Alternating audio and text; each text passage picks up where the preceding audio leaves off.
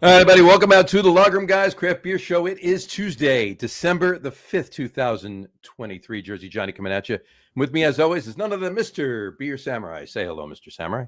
It's not Mr. Beer Samurai. I work for a living. It's just Beer Samurai. It's Pain in the Ass Beer Samurai. Yes. Well, happy Repeal Day, John. Happy Repeal Day, Dave. How are you? Good. This? And I really didn't mean to you took our things off. Well, I didn't take it. When you put when you put the banner up. I didn't put that. I didn't put that up. I put it up. When I put it up, it takes the other things off. Take it off for a second. So people, I didn't really mean to upstage you with adding more exclamation marks. Well, you would have got 5 there. I think it's 5. I didn't count. All right. Well, I'll have to fix that then. Hold on one second. Throw a few more up there. I'm gonna we actually do not see what the other puts up until we're both on, and we put the same thing. I just went. Is that better? There you go. There you go. Now I got you beat now. There you go. Yeah, now you've got me beat. Good for you. Way to go. You feel better now? Happy Repeal Day. This is the first time on this show that during the show, the day of the show, it is Repeal Day. Yes. This is four Repeal Days we've been doing this show. It's the first one that's actually fallen on the day of the show, which is awesome. So, yes, this is awesome. And this coming up this Sunday, we're going to do our annual live feed from a brewery, for National Lager Day. Yes. But next year it's going to be on a Tuesday, so Lager Day will actually be on the day of our show next year, so that's cool. So anyway, or actually, our show will be on Lager Day. Well, no. Lager Day has been around longer, has it not? Well, it has, but Lager Day moves. Our show doesn't. So Lager Day will be on our show, even though it's been around longer. I still disagree. Yeah, right. Whatever. Doesn't matter. Anyway, it doesn't matter. It's Repeal Day, and what do we do on Repeal Day? We drink beer. We drink beer. We drink beer. Happy Repeal Day. We have the graphics for it. We got a graphics for it? Posted before it, yes. Prohibition ends at last, December 5th, 1933. Okay. And this one was good too. I put this one up as well. Happy days are beer again. Globe Sign Company. Like that car, man. There you go. That's awesome. It's probably like a straight. I don't know. It looks like, was that a Model A? It's got to be a Model A, right? No, I think it's no, that hood ornament looks like something that's not a Ford. All right, fair enough. No, it looks like a model. It's shaped like a model. Oh, most cars looked similar back in the day. So. True. It's definitely not a Model T. It's not a Model T. Model T is too small. It's not a Tin Lizzy. No, it's not. So. Which incidentally, how Thin Lizzy got their name, they didn't understand the accent. Tin Lizzy. They thought they were saying Thin Lizzy. Right. Anyway, it's Repeal Day, so can we bring the guest on? Let's bring the guest on. I'd like to drink beer, so please. Oh, I just splashed beer onto my. That sounds like a personal problem. I did not. So. All right. Let's welcome to the show, please, Mr. Brendan Arnold from Alternate Ending Beer Company. How are you, Brendan? Great, man. Thanks for having me. We definitely wanted to get you on the show for a lot of reasons, but mainly because of the beer you're brewing. So, yeah. And happy Repeal Day. Happy Repeal Day. Happy Repeal Day. Repeal Day. Cheers. So wait, we got something else actually. I'm getting a notification from the Dominican Republic. From the Caribbean? From the Caribbean. We have nobody watches us. Oh, I know who it is. Oh, that guy. This guy. Spends way too much time. Leaves this morning on vacation for a week to go diving in the DR, and he brings his coastal shirt with him and comes on the show. That's dedication, my friend. Well, because he's got a big fancy dinner, and that's the nicest shirt he owns. So. It's got a collar. Hey, I brought my good T-shirt too. So there you go. It's white and pressed. That's what it is. It's only pressed because he put it in with his hiking. Well, that's true. It wasn't pressed when he put it in. Exactly. Anyway, how are you two fine gentlemen this evening? Very good. Can't complain. Right. Happy Repeal Day to you as well. It's a lot warmer here. I can imagine. How is he? There you go. All right. I'm going to pour my beer. Brendan, why don't you tell us what you're drinking?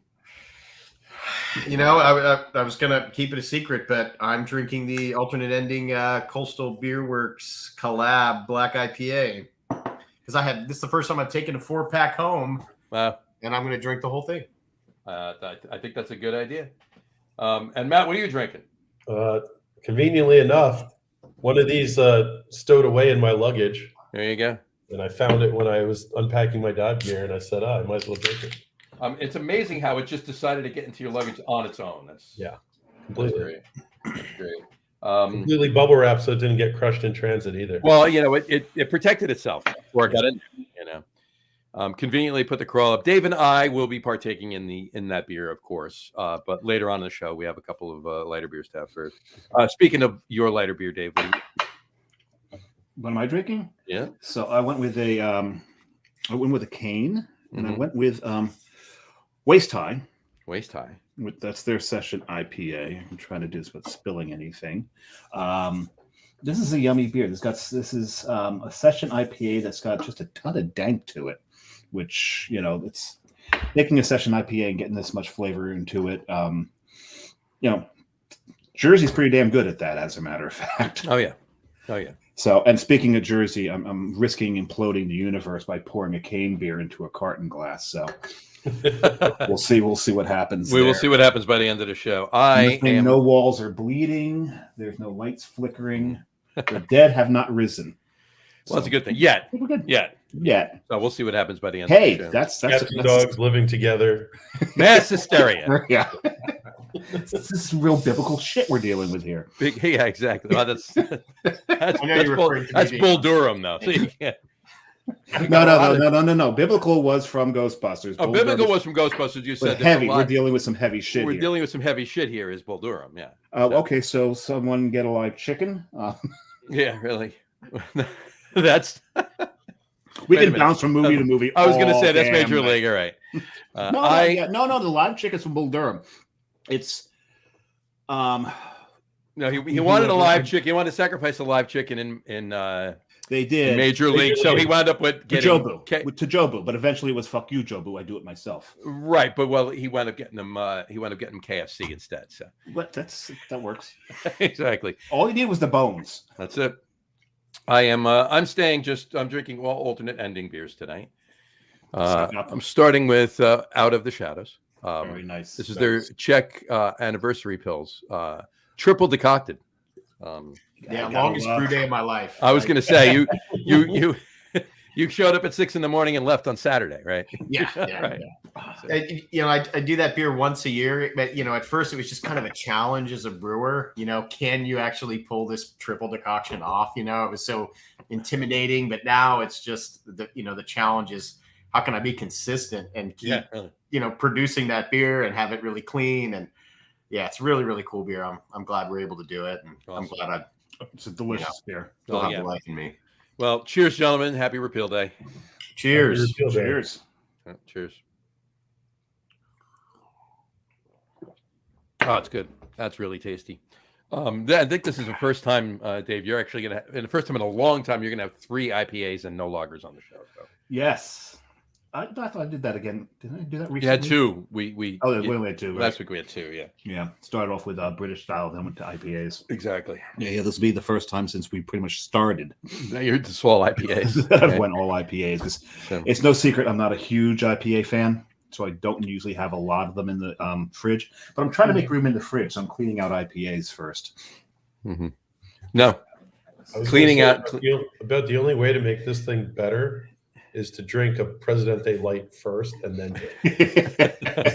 which you did. Better than I even normally which you just admitted on a live show. Yes. That you had a Presidente Light before this beer. He's in the DR. There's nothing else to drink unless it's got an umbrella in it. That's true. You do what you got to do, man. You do what you got to do. Yeah. I had a fruity drink today.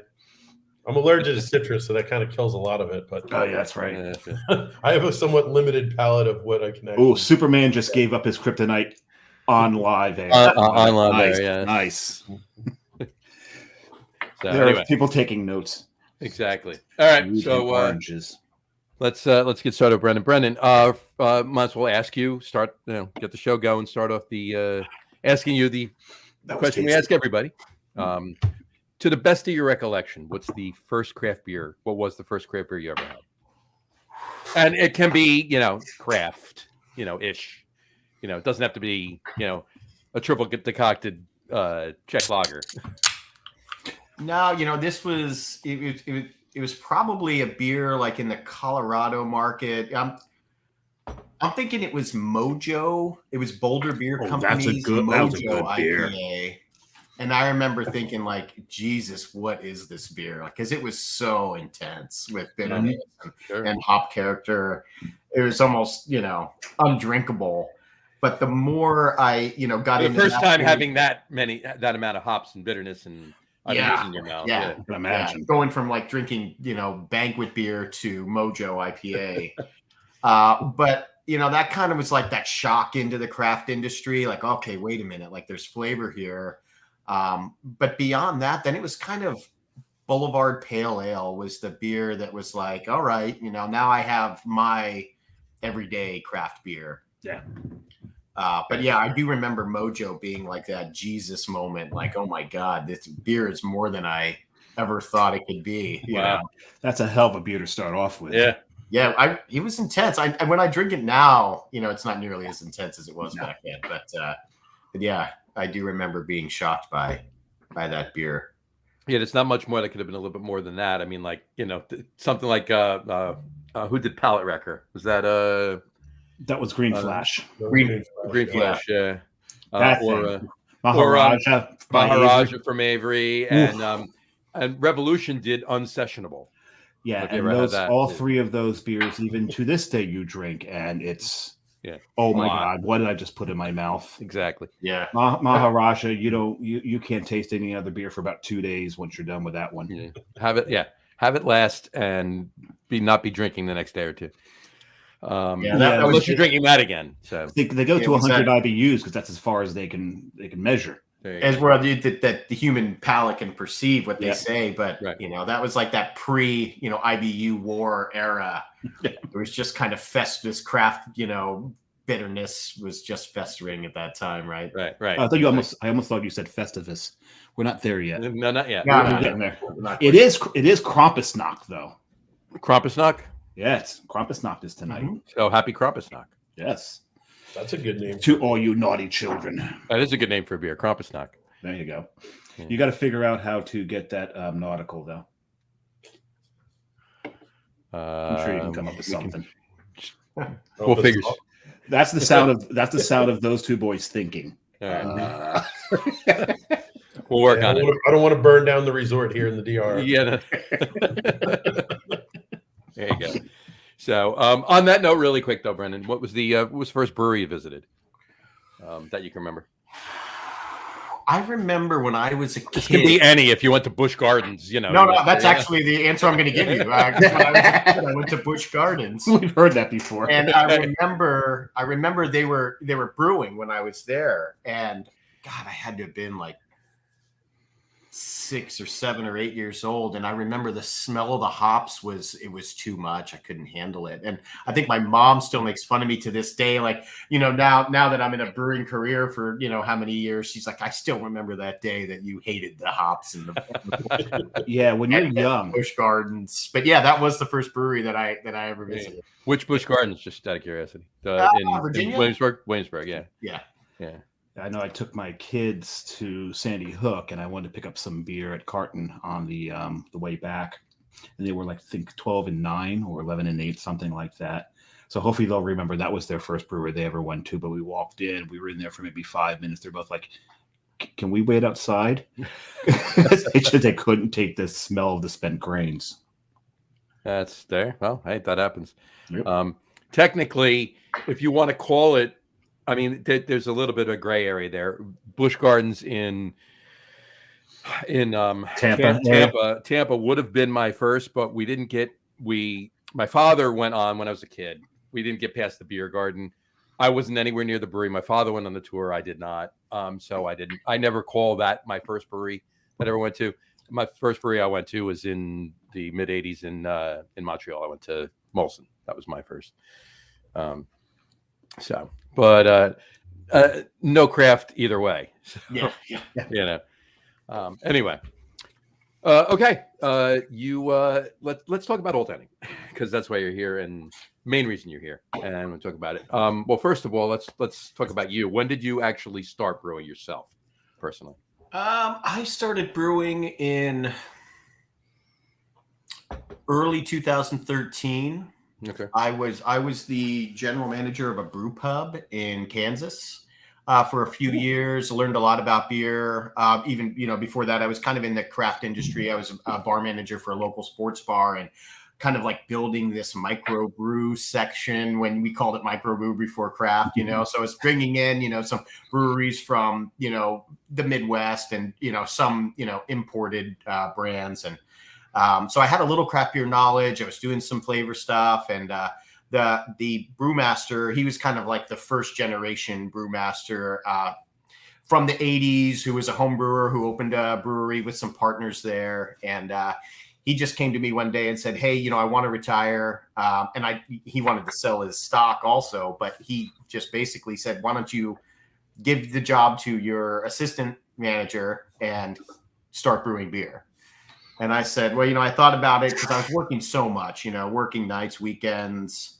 And I was like, all right, if I can have weekends off and you give me a raise, I'll start making beer. And he was like, deal. So I started brewing beer. And he said, okay, I'll brew with you for a year, and then this place is all yours. And after 8 months, he took off. And he's like, you're good. You're fine. So it was a brew pub brewery, 10 barrel, all single infusion. I had 5 10-barrel fermenters and 10 10-barrel bright tanks. So it was pretty much, wow, no packaging, just brewing for the tap room. I could have a lot of fun. But I still didn't feel like I really learned enough from him. And I wanted to do, take it to another level.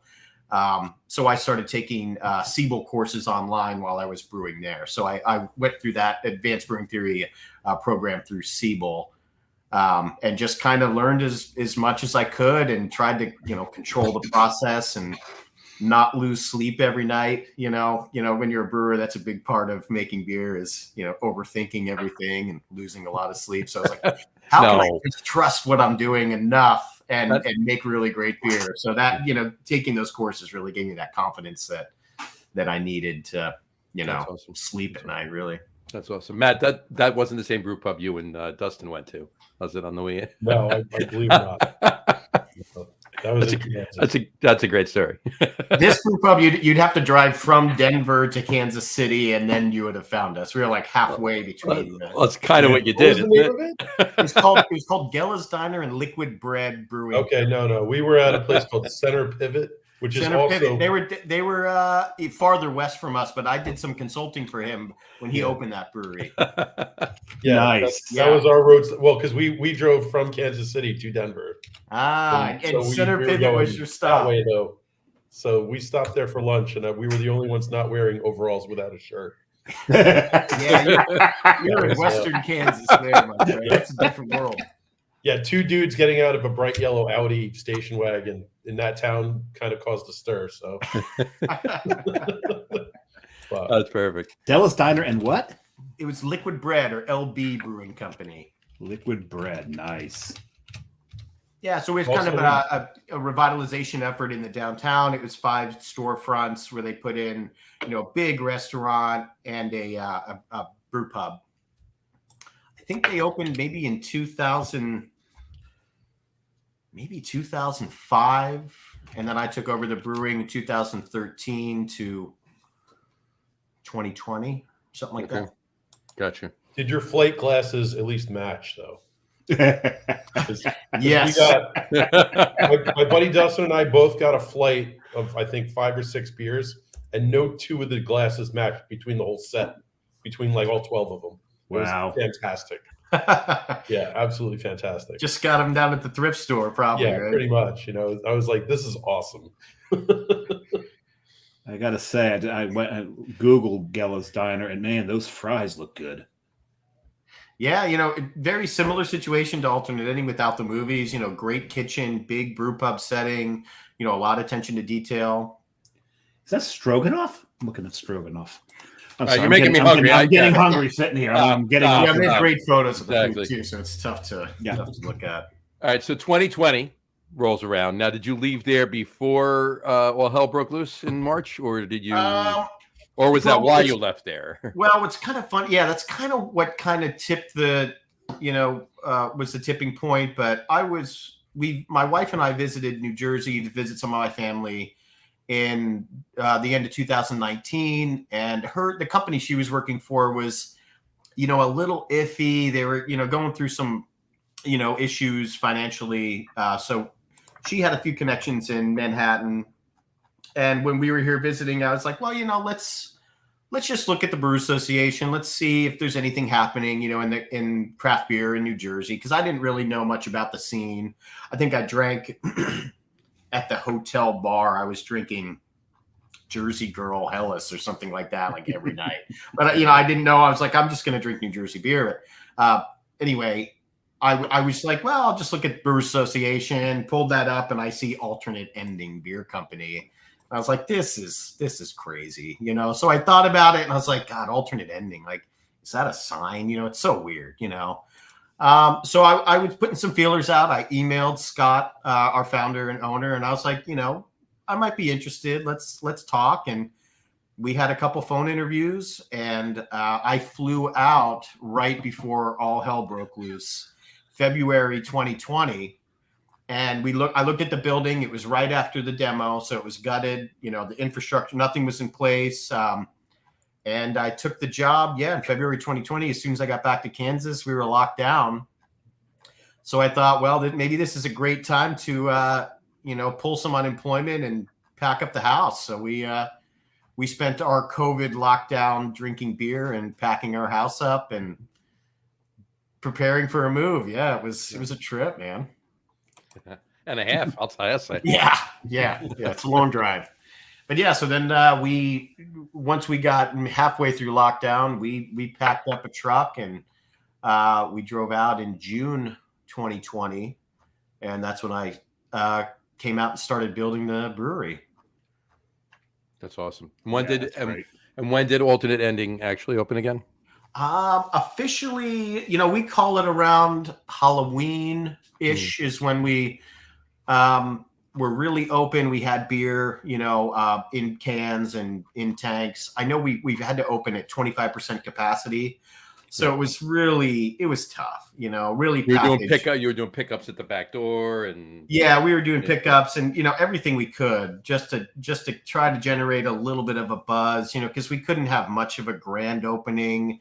We had a great soft opening, friends and family thing, but we just, with that much limited capacity and just so many restrictions, it was tough, but a lot of hard work, and we made it through all that. It's wild to even think about, because feels like so much has happened in the last 3 years. Right. Well, where that started. Yeah, exactly. So that's crazy. Now just want to back you up a second. You said that you were reading the Brewers Association as far as jobs went and everything when you're sitting in the hotel drinking Jersey beer, and you said alternate ending. That's a sign. Why was that a sign? Yeah, I was gonna. Yeah, I see alternate ending. I guess I didn't. At first I didn't associate that with movies. Mm-hmm. To me, it was just kind of like is this your alternate ending? Gotcha. So I was talking with my wife, and I was like, God, that's just so weird. That's just sticking with me, And even when we got back at home, I just kept thinking, like, I'm going to reach out to this guy, because there's something I couldn't shake it. It just was a feeling, Kismet. Sure. It's called. Do you remember when the French call a certain, I don't know what? Yeah, exactly. Je ne sais, huh? Je ne sais what? Yeah. So when they finally were able to open the doors, do you remember the first movie they screened? At alternate ending? Yeah. Or were you too busy back in the brew house? Do you remember? Is that why you're testing him, or what? No, I don't remember. I wasn't there when they opened. I'm asking them because I have no clue. God, I'm trying to. So I was wondering. Anybody listening to anybody watching this, rewatching this, or listening to the audio podcast, you'll hear in a few minutes why Dave's asking that question. Yeah, well, yeah, we'll get there. We'll get to that in a minute. Yeah, I can't remember if it's not Jaws or Rocky Horror. I can't remember. It may have been around the beer releases too. So if Matt had picked it would have been Jaws. Right. I know. We started that. Me, it would have been the first, second, and third movie they viewed. So Jaws 1, 2, 3, 4. It was a combination of The Revenge. I was gonna maybe it was Jaws and Rocky Horror. It was a shark wearing lingerie. Hey, I'd watch that. Yeah. Hey, they made Sharknado and Cocaine Bear. Why not? It's true. That is true. Exactly. Both were hits somehow. Yeah. Anyway. All right. So, okay, alternate endings. So you landed alternate endings. You get back to Jersey. You're brewing there. Talk about alternate endings. Tell everybody what's different about alternate endings from your typical brewery. Obviously, it's a brew pub, but expand upon that. But also what you do there. Yeah. Well, from the very beginning when we were in the design process, we knew that we were going to put in a decoction loop in the brew house. Mm-hmm.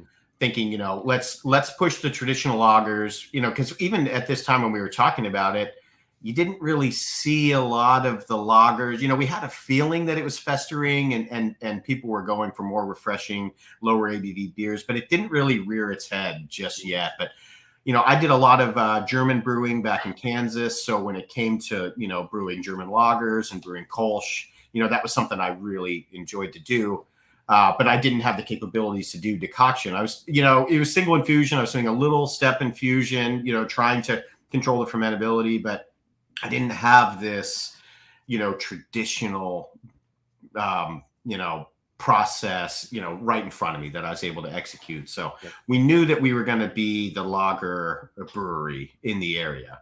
But also Scott spent some time brewing at Other Half. So we knew that we had, an obligation to make IPA and to make juice, Right. So we're thinking, okay, we really want to push to the bottom line, you mean?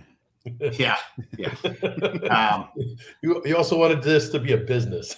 Yeah. We found that out later. We thought the IPA would pay the bills so we could make the lager. Yeah. But now it's like the lager pays the bills so we can make the lager and we keep, all the haze nerds happy. Exactly. Which I hope we do because, at first when I was kind of thinking, what's alternate endings IPA?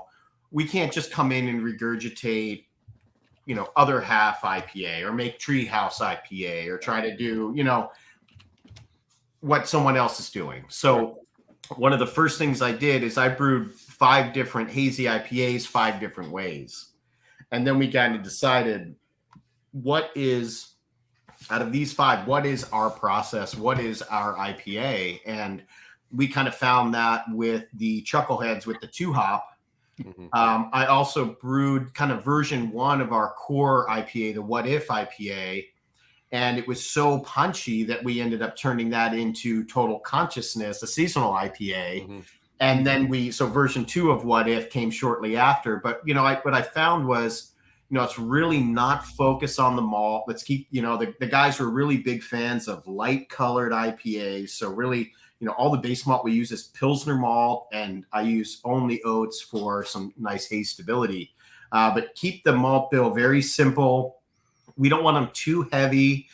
So, I think our IPAs tend to be a little drier than most, but I think it's a tough style to make it refreshing, So it's like, let's land these, not dry, but, for an IPA, they're medium body, medium to full body beers. Right. And, that was a big deal.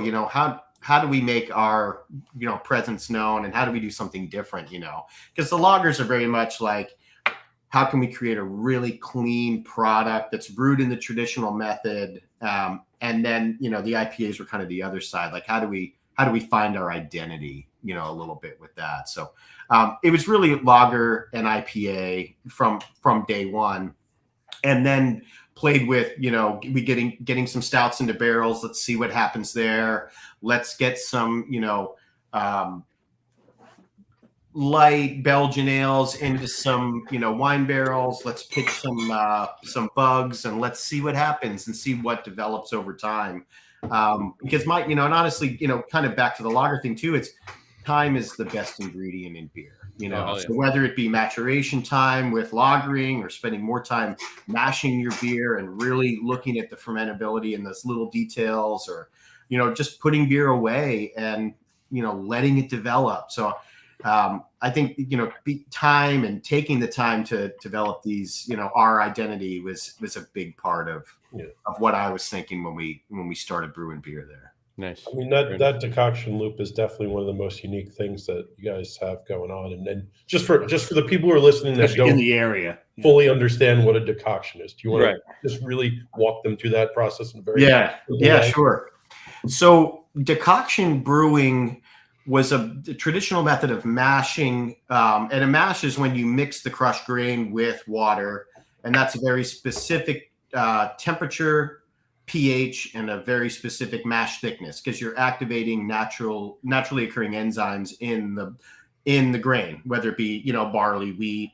For the most part, this happened prior to the availability of thermometers. So they just over hundreds of years, thousands of years, figured out how to make a fermentable wort, So decoction mashing was pretty much boiling up, adding water to the crushed grain at they called it blood hot. So at basically, when you dip your finger in, it should be the same temperature as you. And then if I take a certain percentage of this mash and I put it in another vessel and I boil that grain and water, return it to that main mash, the temperature will increase. And then if they do that multiple times, back then, that, and there's still a few breweries doing the triple decoction for most brews, but that created the desired fermentability, desired wort clarity, and over time realized, these are enzymes we're activating. And it's kind of odd, the more you think about decoction brewing and step infusion, that really barley was meant to make beer.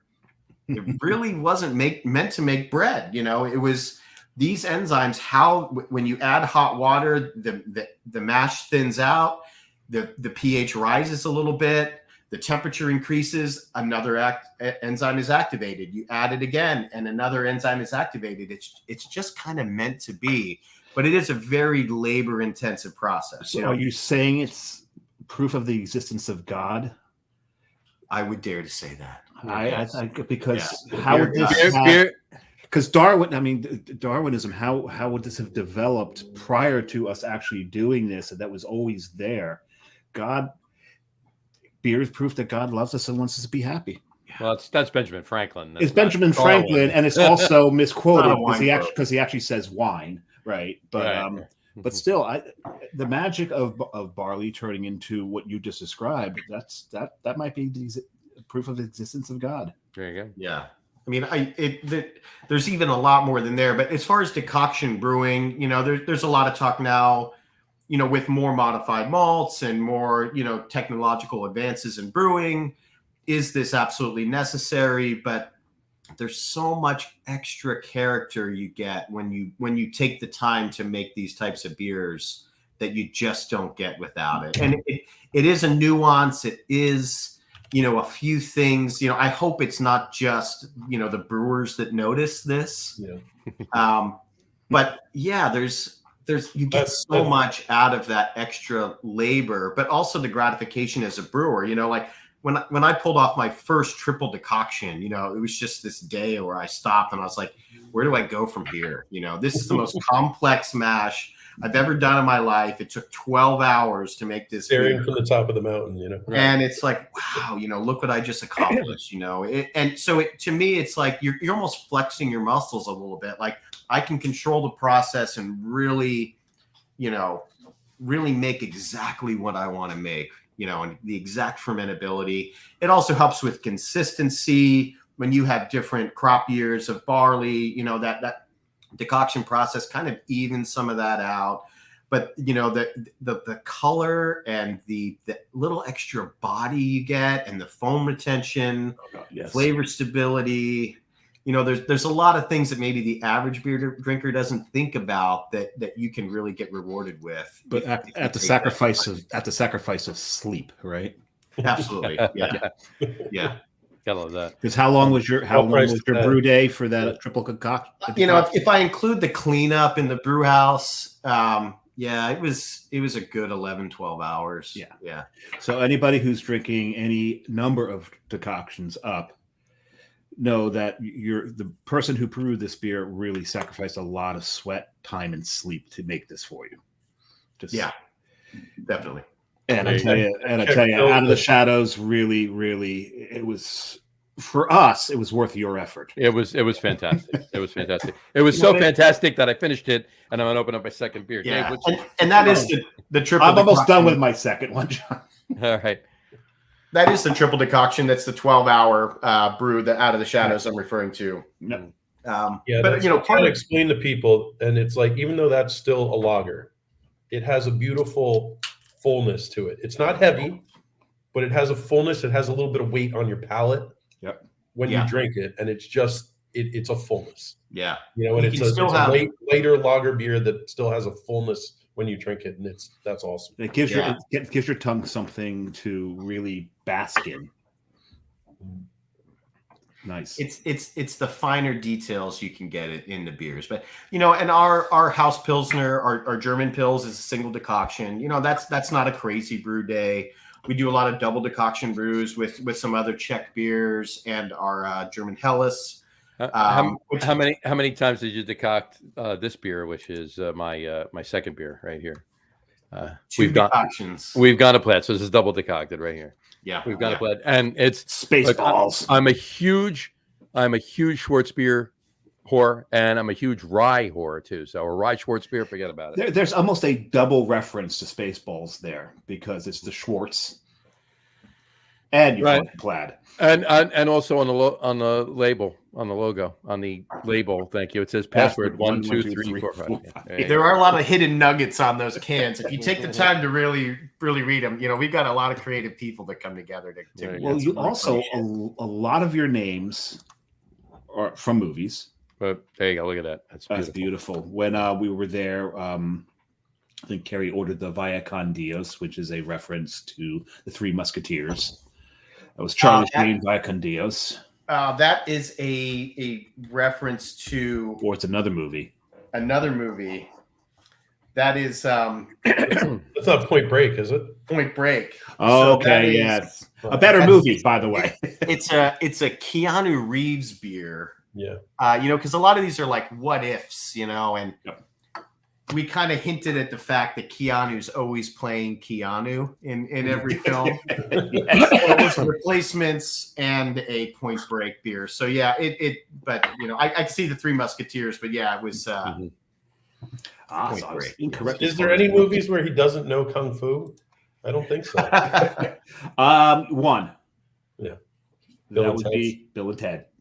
Bill and Ted. Well, that makes two. There was he was in Parenthood too. I don't think he knew that then. Oh yes, actually there was 3 Bill and Teds. So we're not the 4 movies he didn't know. So there you go. Kung Fu, but other than that, just don't shoot his dog.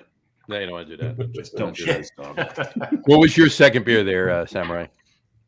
It was. It's definitely it's going to be a past tense in a second. Hold on. Well, no, don't finish it and then tell us.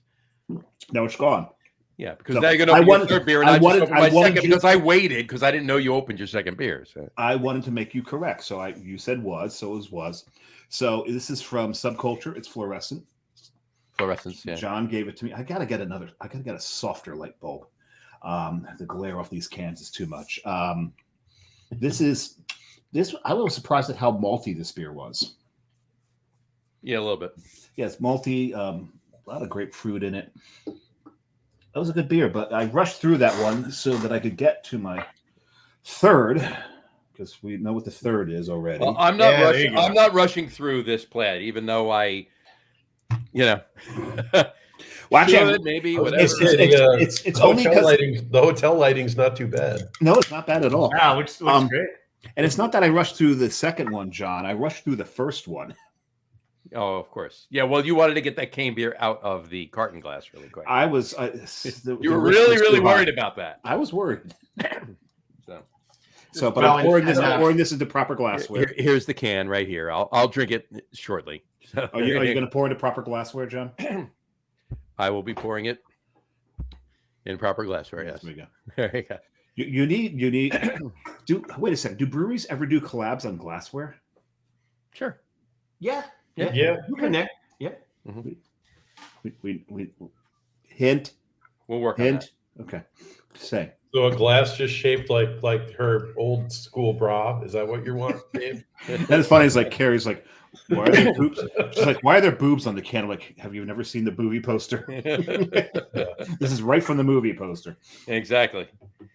No, but I love the fact that a lot of your beers are named with these movie references. So half the time, I mean, a lot of times you can tell what the movie references if you see the can art. For instance, like this one, it's just, you've got this will give you some sort of hint there as to what's going on. Animal stout, yeah. But some of these, some of those you have to kind of guess at. Like I said, I guess at the one I was incorrect. It was Point Break rather than Three Musketeers. So it's always a lot of fun to go through the beer menu and try to figure out what movie are they referencing here. Dave, I don't want to bust your balls too badly, but Via con Dios is Spanish and Three Musketeers are French. How it is. However, you've never seen the movie, so I'm going to bust your balls because you've never seen the movie. Because Charlie Sheen's character is actually an ex-priest, and anytime he shoots someone, he goes Via con Dios. Every time in the movie. So you've obviously not seen the movie. It's a good movie. It's not as good as Point Break, mind you, but it's worth watching. Keith Sutherland, Charlie Sheen, Oliver Platt. Mm-hmm. I quote Oliver Platt from that movie a lot, where someone says, "Well, what kept you?" And I said, "I was dealing with something ugly." Ugly. It's one of the best lines from that movie. So he knows kung fu in that movie. Oliver Platt. And he just cuts the rope, and the guy falls through. There you go. Yes, that's a kung fu moment right there. This is very true. I can see what you mean. Like, if you're not looking at the label, but every beer name, I guess, besides what if and why not, they're kind of like our Joel's Wings. Joel's Wings. Well, that was part of the charity for Melissa's Wings Foundation that Jose Manchola puts together every year. So we've done a few of those. We did Lawrence's Wings with Craig from the Today Show. We did Joel's Wings. Those are this year's batches. And then last year we did Elena, which was a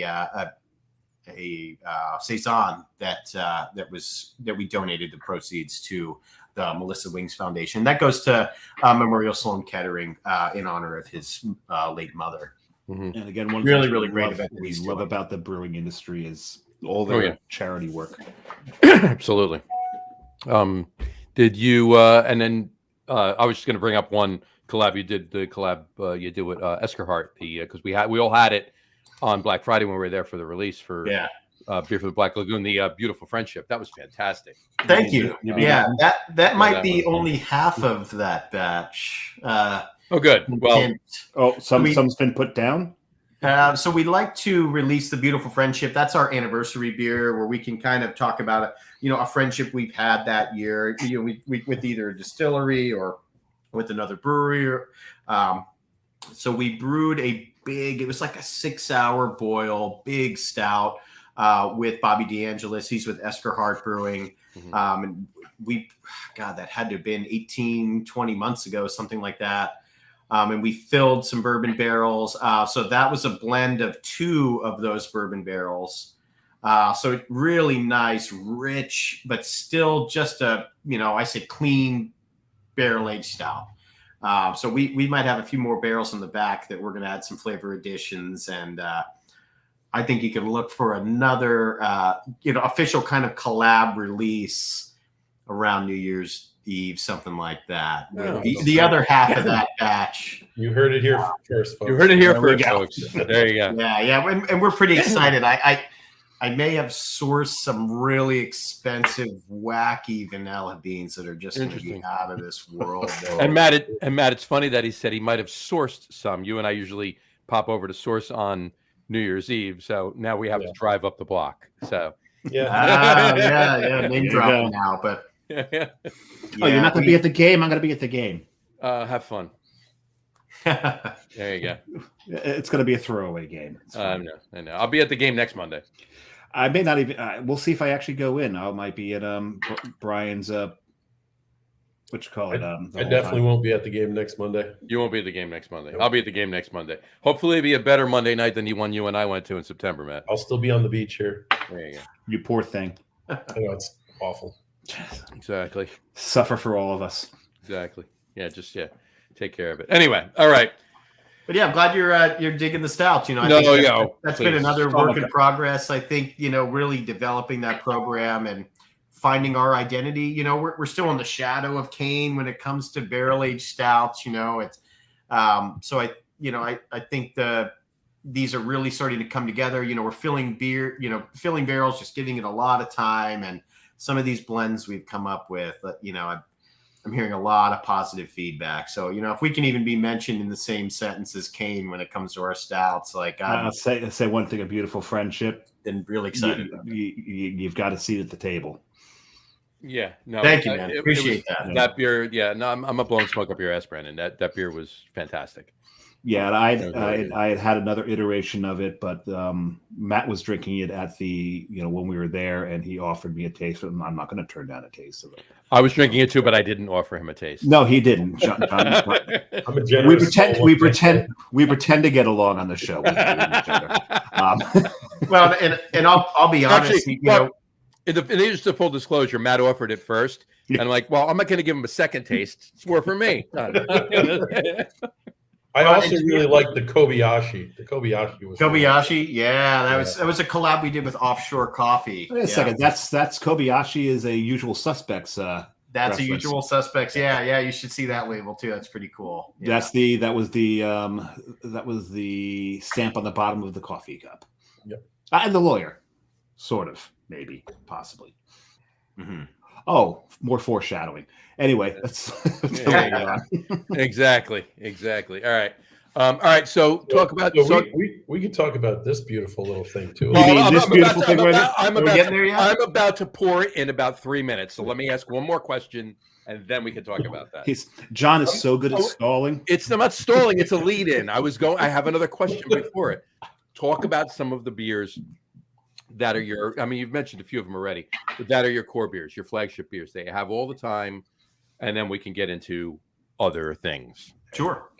So our first core beer, batch number 1 on the brew house, was the single decoction German Pilsner, the Royal Rug. That's a Big Lebowski reference. Oh, and I love that. And that's a really, that's kind of my pride and joy, that beer, because that was, I learned about decoction brewing in Siebel, and I did a lot of research, but then finally being able to execute that method, that was the first beer I ever decocted, and it hit, and the recipe hasn't changed since batch number 1. It brings the whole brewery together.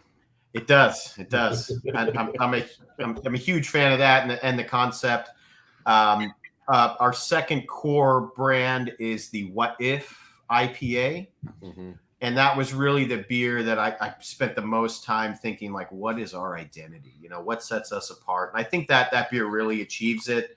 I use an old school hop in that beer. And I've just heard from a lot of our customers that it's just, there's something about it that's different from other IPAs. And it's that old school hop that I'm inspired by, one of my favorite pale ales out there. We also have another, which is Sierra Nevada. Oh, yeah. Well, there you go. Yeah. So without saying, I figured. I just wanted him to say it. And then we have so that was also when we were seeing the lager movement kind of really start to rise, but also we were seeing the lower ABV movement, kind of happen. I think for us, we're seeing a lot less triple IPAs moving.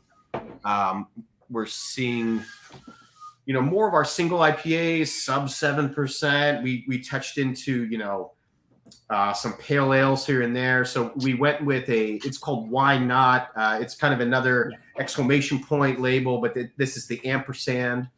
And it's a 5% hazy pale ale with El Dorado and Pacific Sunrise. And Pacific Sunrise is a really great hop. And I think we achieved a lot of body in that beer with a lower ABV. So I really love that beer. It's a crusher, and it really just it had the perfect time and place when that came out. So the German Pils, the hazy IPA, and the hazy IPA, the What If, that runs about 7.5% ABV.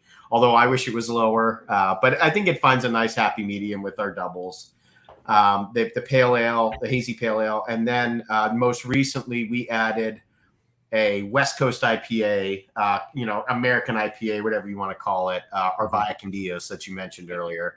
And that is kind of my selfish IPA that I was like, oh, thank God, these beers are coming back. Because that was just kind of my personal IPA recipe. Oh, yeah.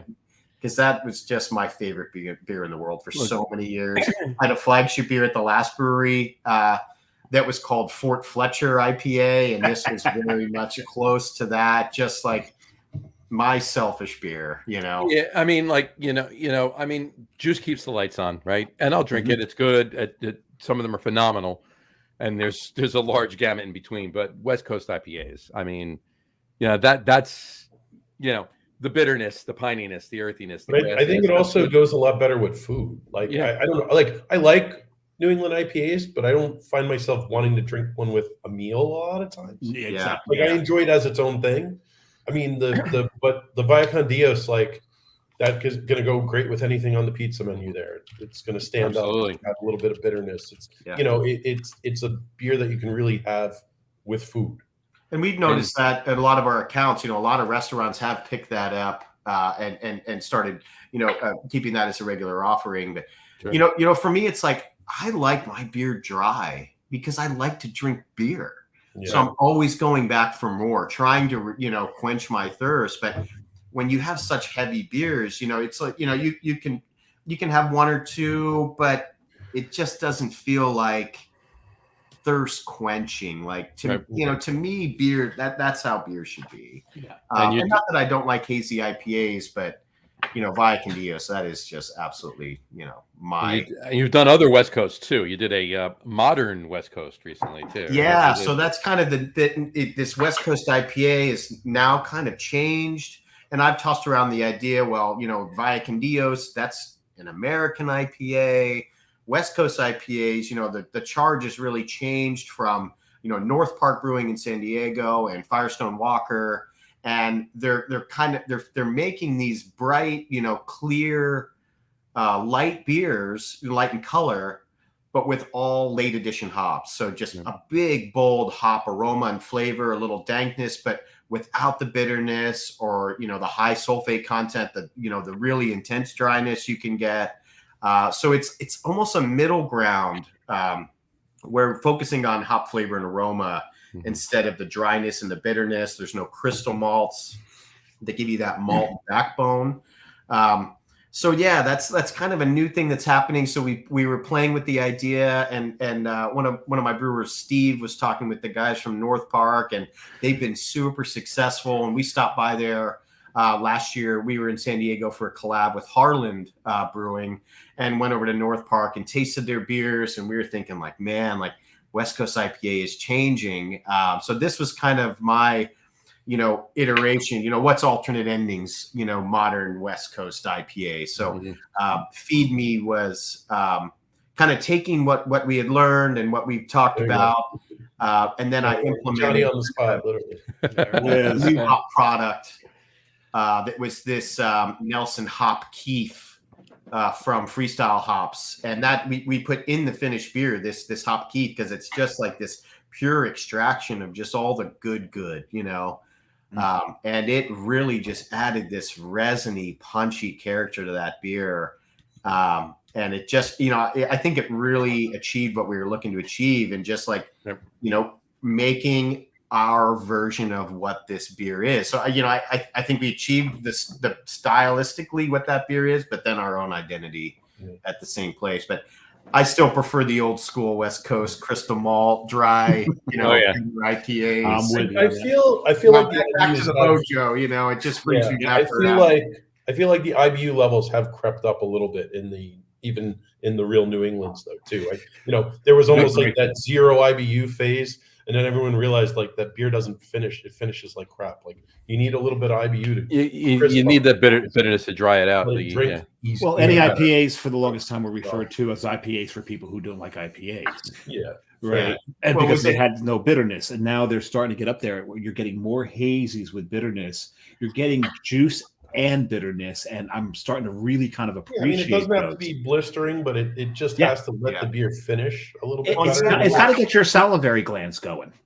Yeah. I mean, some of these hazies, they finish so sweet that it's like, God, I need something to cut through that. Yeah. It's to me, and this is just me, but beer is all about balance, right? Yeah. That's the hardest thing to achieve. You know, you can make a great beer, but it's that, you know, that finishing touch, you know, this needs to be pleasant and it needs to be balanced.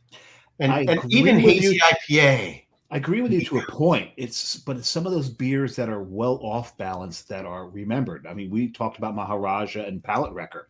Those beers are so out of balance, and that's made them special and recognizable. But I do agree with you on the fact that I appreciate the balance. Or the one or the half more. of one that you can drink. Here's the thing. Yes, That's exactly where I was going with that. Like, I would personally rather be remembered less for a beer but remembered, mind you, not just not remembered. Right. Remembered less than something, right?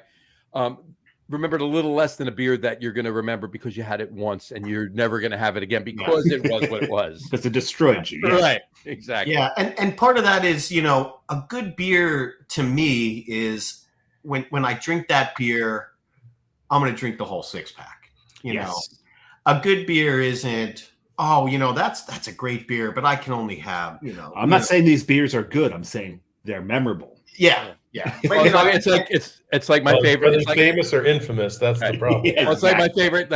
Like Brendan just said, if he has a beer, it's good. He's gonna drink the whole 6-pack. Like me, my favorite holiday ale. What is that? I think it's called Celebration. Okay, Sierra, Colorado. Sierra. I know. It's Celebration here. I not only drink the whole 6-pack, I drink the rest of the case and the second one that I buy every year. But in one day.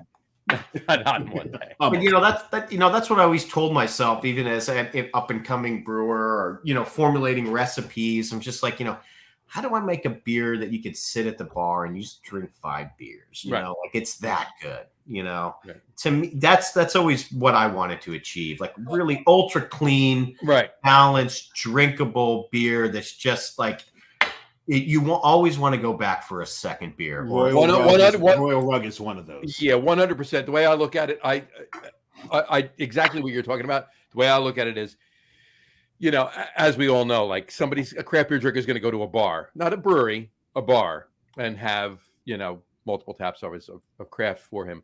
And he's going to have 5 beers. He's going to have 5 different beers, right? I want to make that beer that he has the second one of while he's drinking the other 3. You know, that's what I want to make.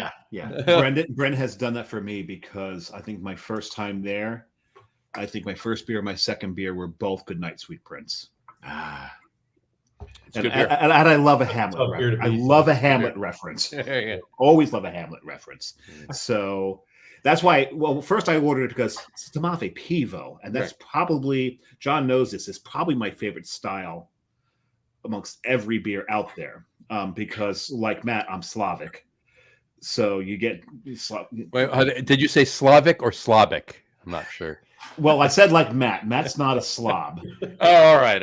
Most of the time, 50%. But so I guess my penchant for Czech beers is probably these. You know, the majority of Slavic blood coursing through me, but that Tomave Pivo, that's a beautiful iteration of that style. And thank you. I remember I looked at that and, like, they've got a Tomave Pivo. I'm ordering that because I don't want to risk that kicking. No, you want to get that. And so beer, I got that. And then I think Zoe was behind bar at the time, and she's like, "What are you drinking next day?" I'm like, "I'll have another one of these." Because I really, really enjoyed that. I mean, I'm going to have more that's up there, but I just need another one of these now. You know, beer's a time and place, you know, and, you know, I'm kind of the opposite. If I go to a bar, I don't drink 5 different beers. You know, I find one that I really like. And I just stick with that. You know, this is the moment I'm drinking this beer. You know? I completely hear what you're saying. And I've been like that. Sometimes you're the exception to the rule, though. Yeah. But I know, because most of us are trying to get unique check-ins on Untappd. So well, that's a whole other conversation. That's another conversation for another day. Well, when you've drank all of Alt Ending's beers, you don't have any more to check in. You just get what you want. That's the way. Exactly. That's the way. Now he's right. And speaking of that, I'll say one thing. I will always, anytime they put out a new Beautiful Friendship, because this is the third bottle of Beautiful Friendship I've had. The other two, oh my God. So the one that I really, really, really, really enjoyed was the whiskey barrel aged with toasted hazelnuts and cacao. Oh, yeah. Ooh, the only way that, and I checked it and saying the only way this could be better is if it had just a little bit more body to it. If it had the body of this year's Beautiful Friendship, to me, that would have been like almost the perfect beer. Yeah. Well, speaking and of, that was kind of part of our evolution too.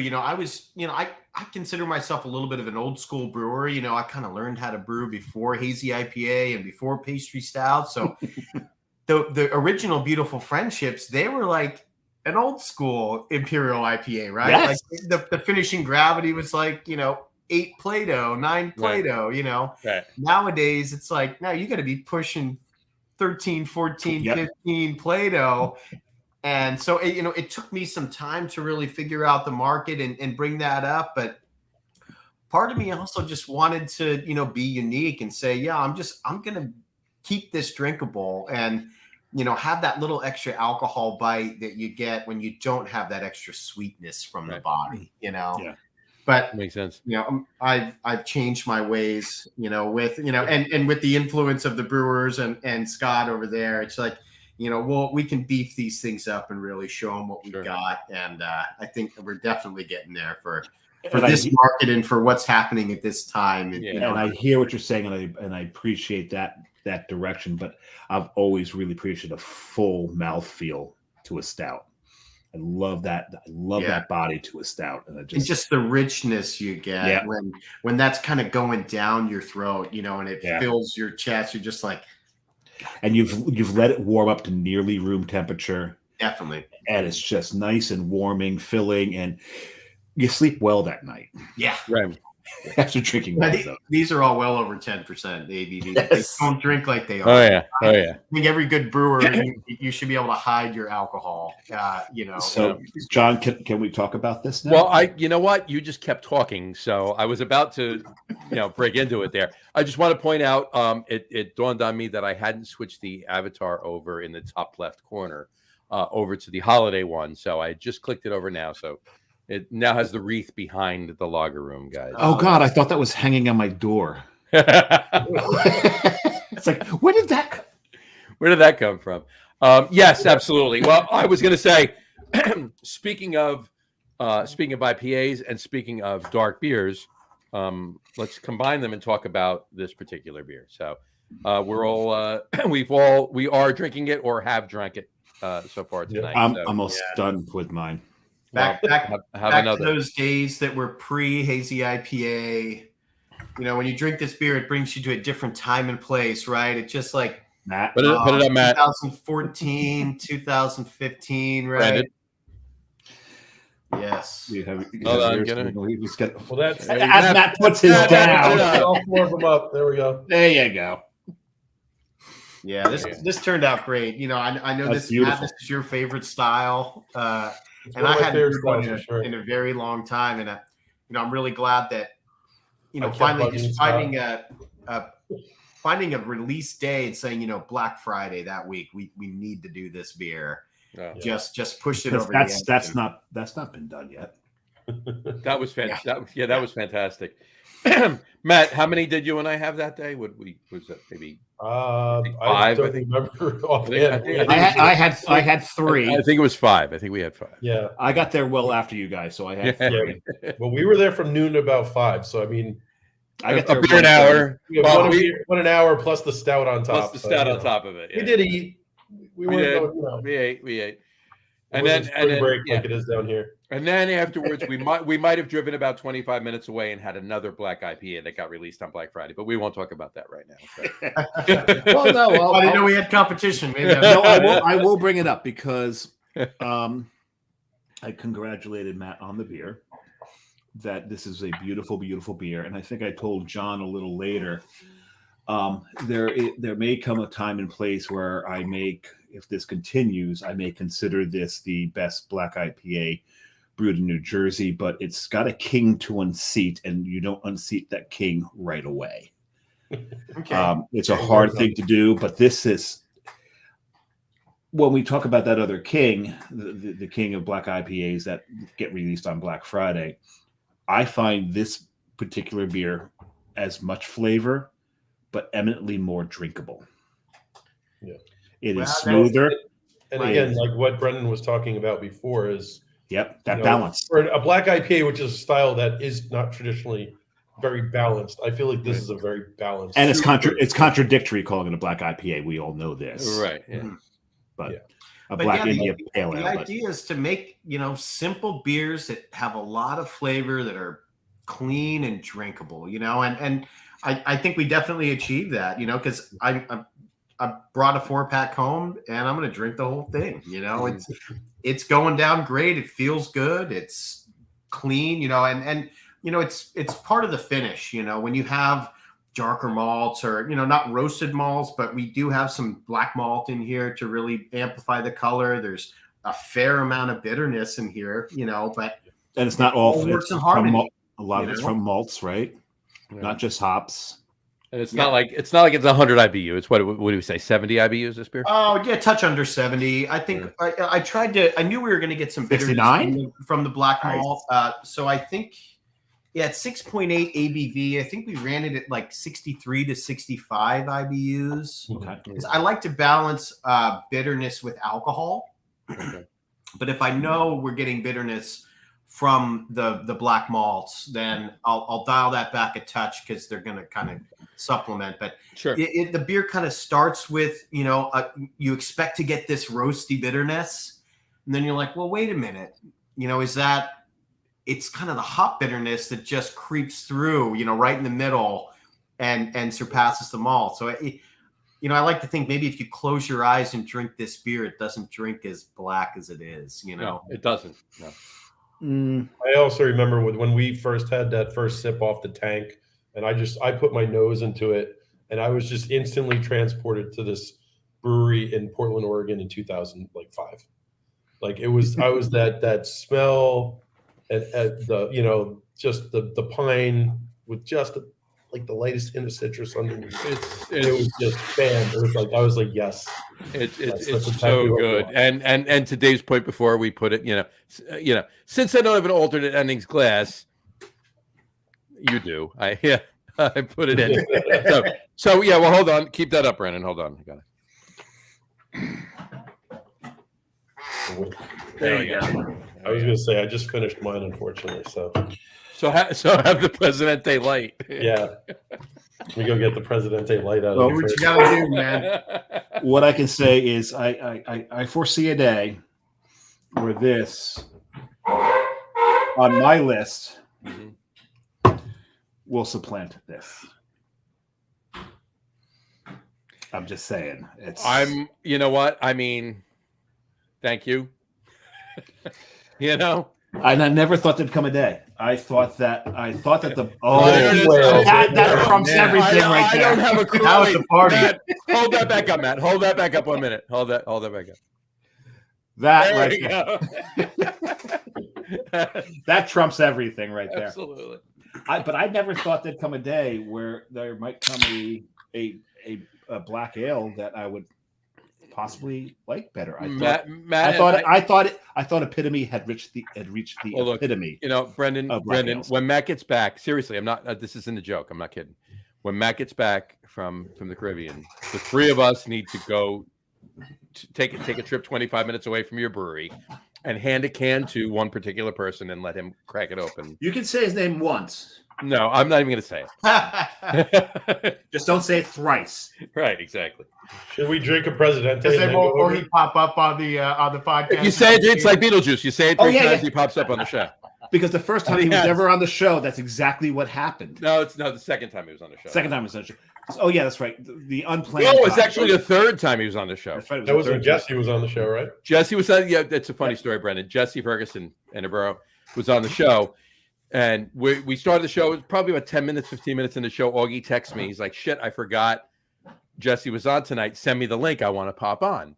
But I didn't say anything to Jesse or Dave on the show. I thought it was because he was in his car flipping through Facebook while driving. And he heard Well, Jesse's no, he was. voice. Well, he was. Yeah, and that's what He hears Jesse's voice. He hears Jesse's voice, so he texts me. He's like, And then "Shit, I but then forgot he goes- Jesse was on tonight." He's like, why do I hear Jesse's voice? Scrolls back, goes, oh, and it's those two jackasses. Right? Yeah, exactly. But he texts me. He says, "I forgot Jesse was on tonight. Send me the link. I want to pop on." So I didn't say anything to Dave or Jesse, and I just sent them the link. And within a 30-second span, I didn't say a word between Dave and Jesse. They said Augie 3 times. There, I said it once. That's it, right? That's it. That's twice, Right. actually. That's one. Okay, yeah, don't say it again. Yeah. Don't say it again. Don't say it again. Don't So, tempt fate. I've already literally- tempted fate by and it wasn't pouring even- a cane into a carton glass. It Let's not wasn't do it again. even meant to be a thing. The third time it was said, he just happened to pop up, and he was on the show. Like fucking and- Beetlejuice. like Or Beetlejuice. Bloody Mary, whoever you want to There go you with go. there. So there you go. So that was that, and we did it again last year actually with the 2 from 27A Brewing, Yes. Ryan and Melissa. But the thing is, 27A Brewing, Ryan and Melissa Ryan, the aforementioned person who will not be mentioned again, is one of Ryan's idols. As a matter of fact, he tries to emulate his beers He does a lot of food, related beer styles and stuff like based off of what the Carton Brewing does. So we did ask him, like, this guy kind of idolizes you. Can you pop onto the show? So we waited, and then we said it a third time and popped him onto the show, and it was really good for the kid. He was really It was like, quite oh my cool. God. But here's the thing, though. They had been, and they said it. They told us on the show too, and before the show, that they had been to Carton Brewing like a dozen times and never met him. Never met him. So they met him for the first time on the show last year. Okay, so John, I opened a 4th beer. And it was the same as your 3rd beer. I had to. There you go. What do you drink after this? The only thing I could possibly drink after this, and it'll destroy Obviously, me. a Presidente Light. Or Presidente Light. I have If no I Presidente Light. finish this and we're still going, I'm having a royal rug. So there you go. There you go. There you go. No, because if I had opened, the only thing in my fridge that I could probably drink after this and still taste would be Boris the Spider. And No, you. I've got to work tomorrow. You got to work tomorrow. Yeah. No, Luckily for me, this has no taste to begin with. There you go. Well, you could have gone to the bathroom and just poured yourself a glass of water. I mean, hey Matt, look at it this way. You're I got my hydrating. water right here. You're rehydrating. well, I thought that was the glass of El Presidente. Oh, beer's 90%, 95% water. Yeah, exactly. Oh, that's funny. It's very light hopped. So let's And talk about malted. head retention. Nice, very Yeah. nice. There you go. Jesus. Well, and that's a big deal for me too. Not just with the decoction brewing, but it's like you get to a point where you're comfortable making beer. Like, all right, I can make beer, but if I keep pouring, I making can. beer with great foam. Hold that up a bit, Dave. And great foam retention. That's tough. So I take a lot of pride in This is an ice foam cream and cone. presentation. If I keep That's this gorgeous. going, I can probably get The one of Midnight Meat probably the also Cosby does it. kids hairdos. Yeah. God, that. this is, that's beautiful. Well, this beer, you know what? I mean, you and Matt sat down and talked about it. Matt and I talked about it before him. You sat down, you worked out the recipe, and then we talked about it afterwards. But this could not have turned out any better than was planned. This came out perfect. It's one of the best beers I've had in this style this year, if you will. All right. And for a lot of other styles, to be honest with you too. Cheers, it came out great. The brew day was amazing too. That was That was a lot of fantastic. fun. That was a lot of fun that day. But I always love hanging out with you guys. You guys know that I'm in there fairly often. So Yeah. And I got to be honest with you, I had a lot of good beer that day too. Obviously, if anybody doesn't know, anybody listening to this on the audio feed or rewatching the show, when you get a couple breweries together doing a collab at one particular brewery's brewery, it's also a bottle share. Okay. Right. and a tank share. Okay. And we're talking about I'm pretty sure lagers. right? We tasted every horizontal. Yeah, no, we were talking about lagers. You have 4 horizontals and a fooder Yes, lagering fooder too. we have 5 horizontal Five lagering horizontals and a tanks, fooder, yeah. and then a horizontal lagering fooder. Fooder, yeah. Yeah, so actually the Schwarzbier, we've gotten a Plaid, and the Goodnight Sweet Prince, those are both lagered 4 to 5 weeks in the fooder. It's amazing. Oh, yeah. wow. Yeah. And that, that adds a whole other layer of complexity and softness to those beers. And, that's kind of part of the, making these beers in as traditional a method as we can, is really aging them in wood. A little nod maybe to Pilsner or Quell. Of course. And just, the amazing things that can happen with clean beer in wood. Right. But yeah, there's nothing better than having a brewery full of horizontal tanks, because it's like the brewer has an unlimited number of taps. You can just move that pigtail around all day long. That's it. And that's exactly what we did that day. It was fantastic. But yeah, no, this was great. And I look forward to many more other experiences just like this too. We will. As do I. Right, you're on the.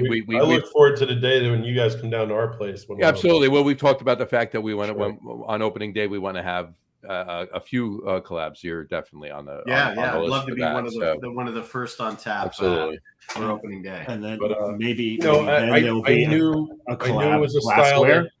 Sorry.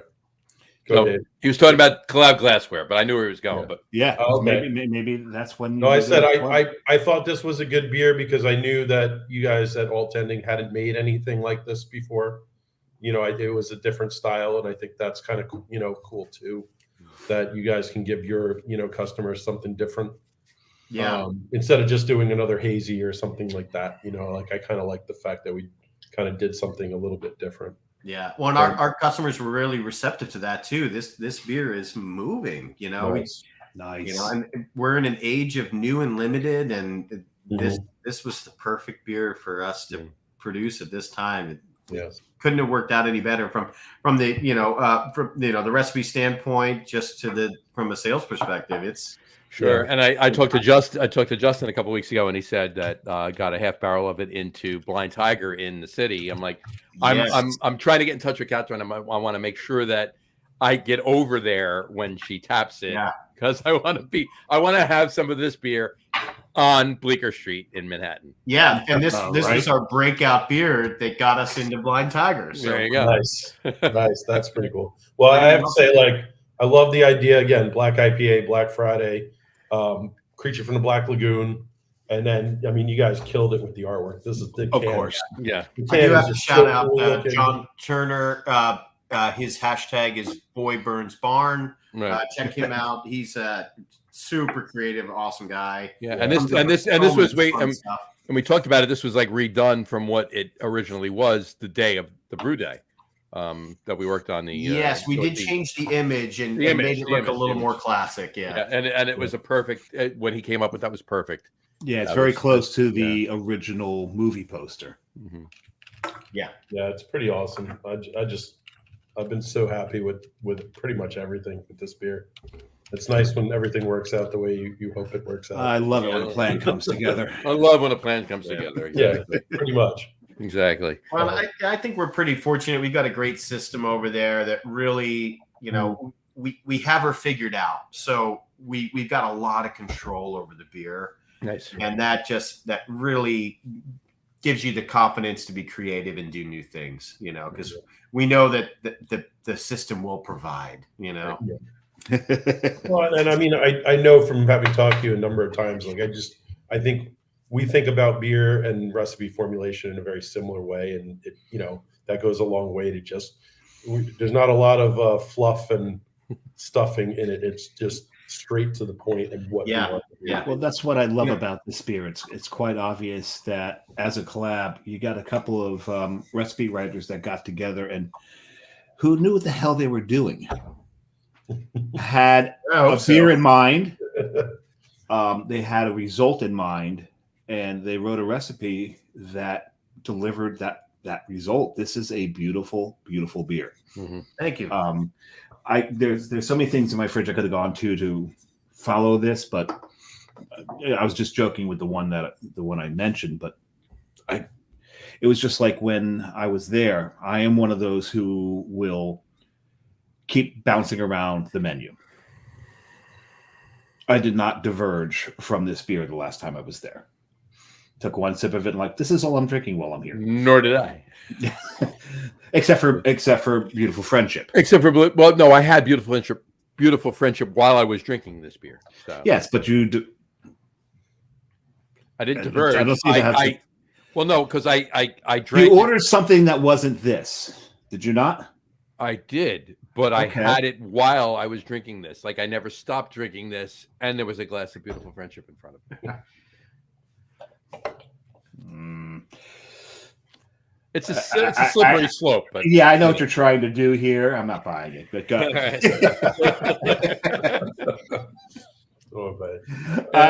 I have known you. I'm so used to your rationales. I know. I get it. All right. You know what? I'm in the mood for? I'm in the mood for our top three.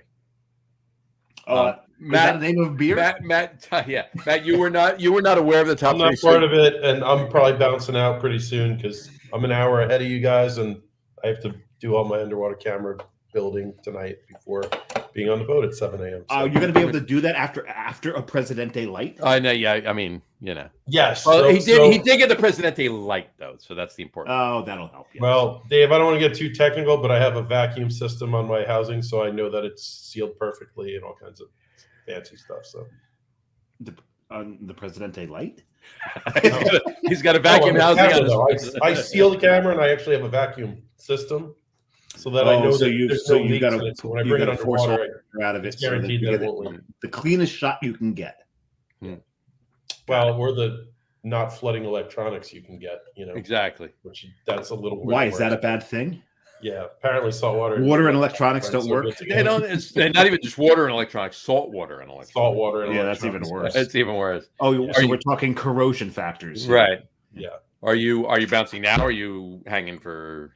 I want to hear what the top threes are. So sit quietly on the side over there. All right. I'll sip my Presidente and enjoy it. Inquiring minds want to know exactly. All right. So make some popcorn while you're at it. There you go. All right. So tonight's top three list, as it is, and you know what? I would be remiss if I didn't reiterate because I don't say it often anymore. I used to say it all the time.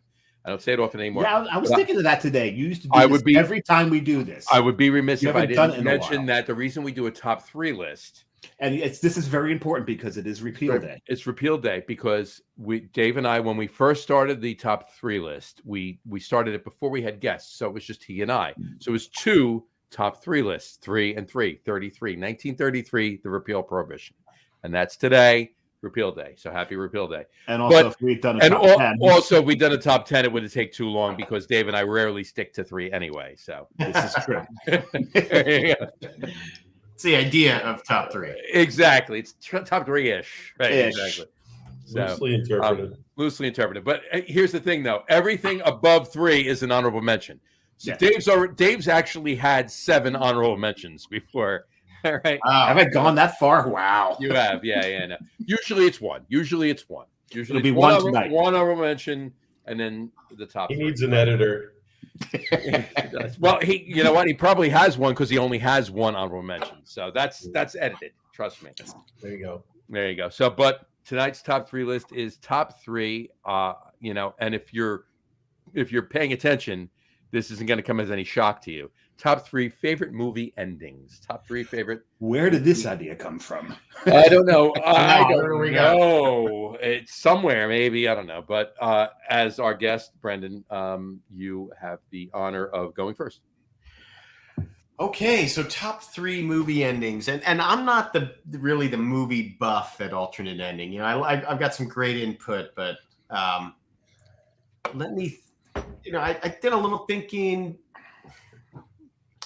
I think one of my top 3 was, I don't want to drop M. Night Shyamalan because they're all crazy endings. But when I watched The Village and found out that was like present day, that was pretty fucked up. That was a cool one. Yeah, that was pretty intense. I think the movie 7, about yes. Deadly Sins.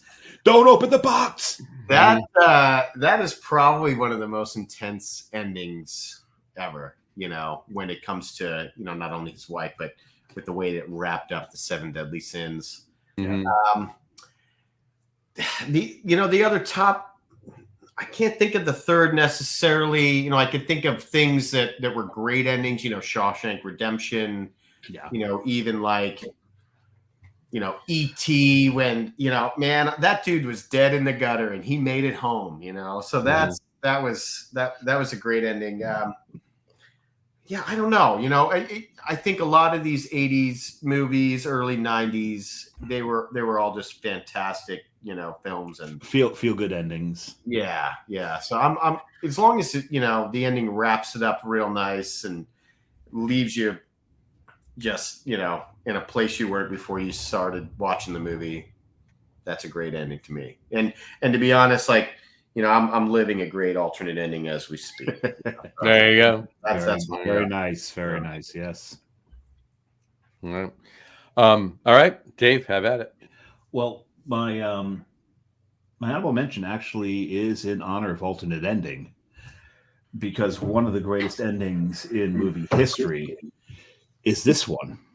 One of the greatest films in movie history. Right, and that's why it was probably chosen as your anniversary, is Casablanca, and it is when Bogey turns to, I don't even know what the actor or the character's name was, but it was the gendarme, and said this is the beginning of a beautiful friendship. Mm-hmm.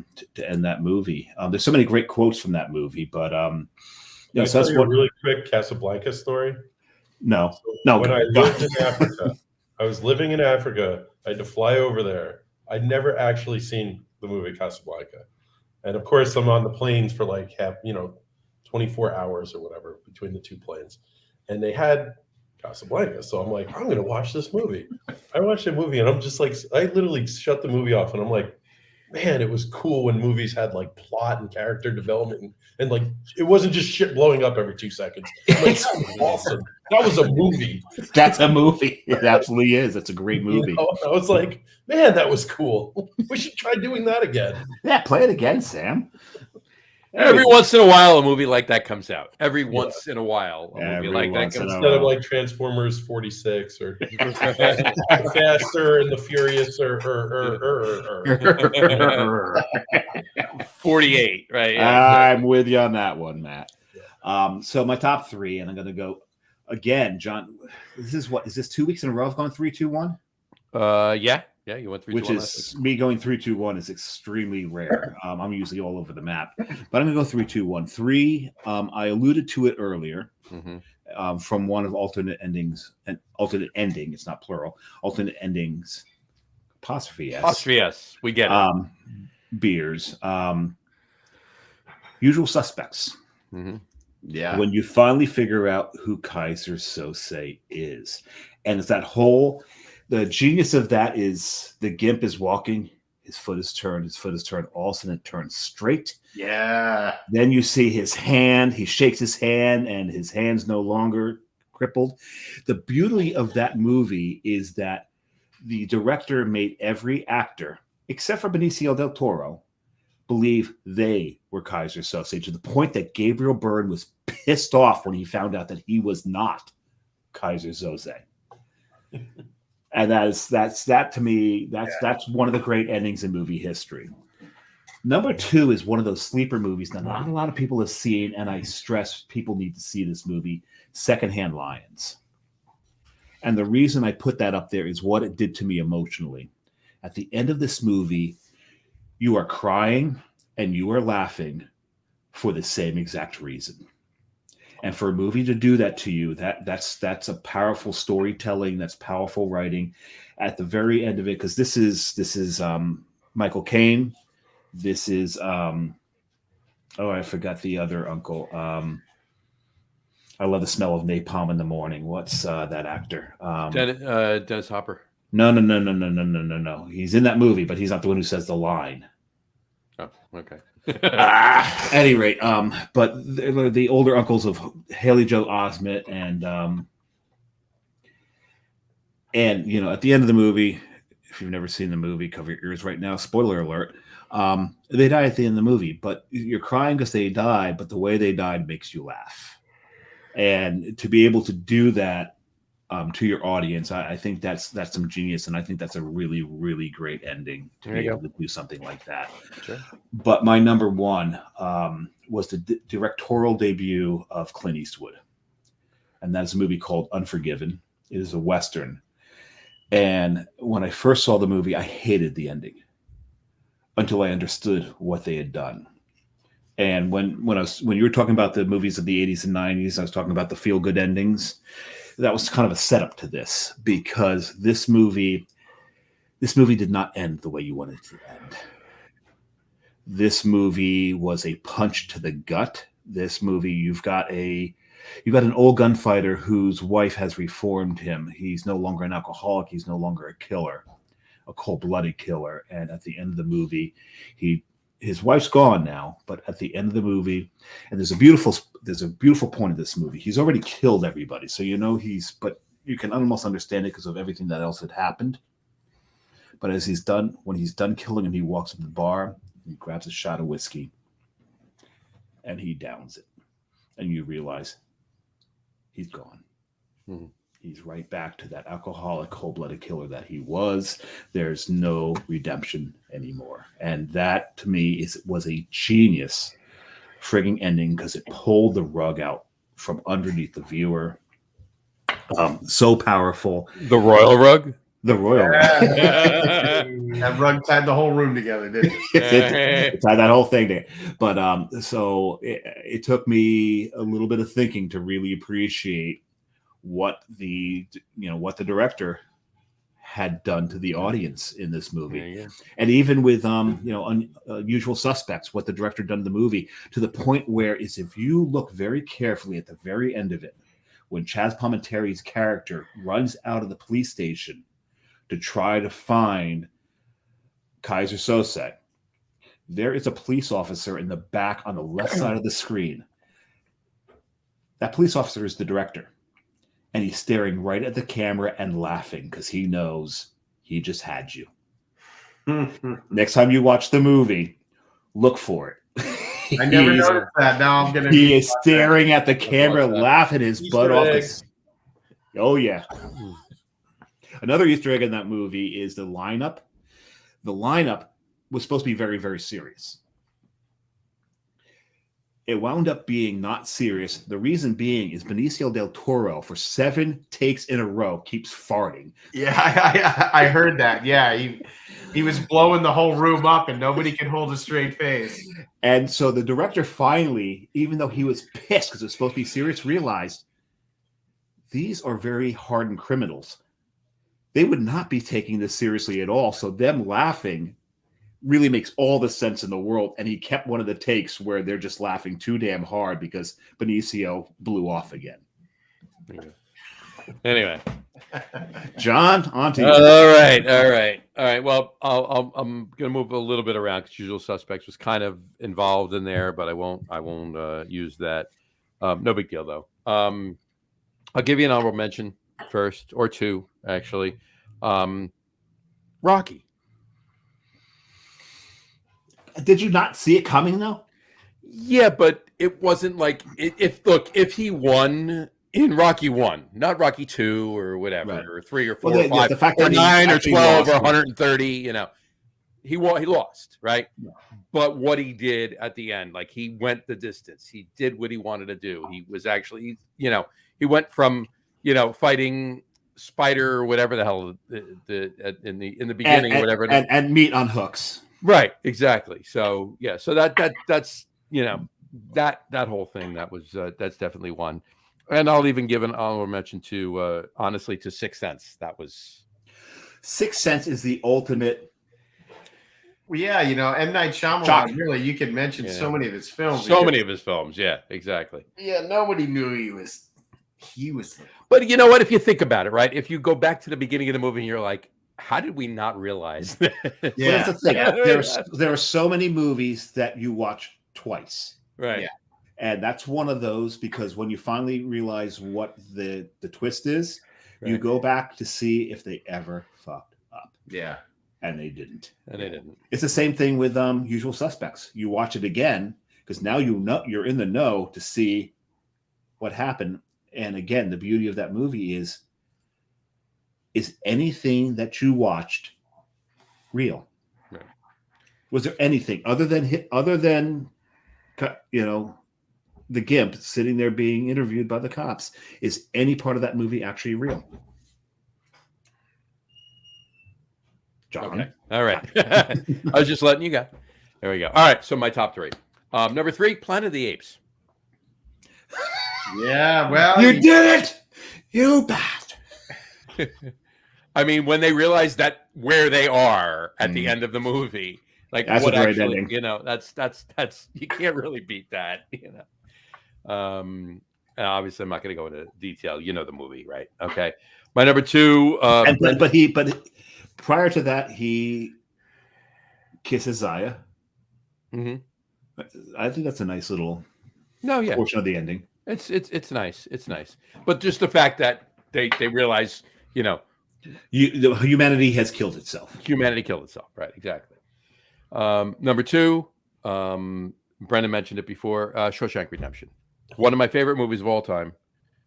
It's one of those movies where it doesn't matter what point in the movie it's on. If I'm, flipping around the channels and it's on, I don't care if there's 15 minutes left in it. It stays on until it's over.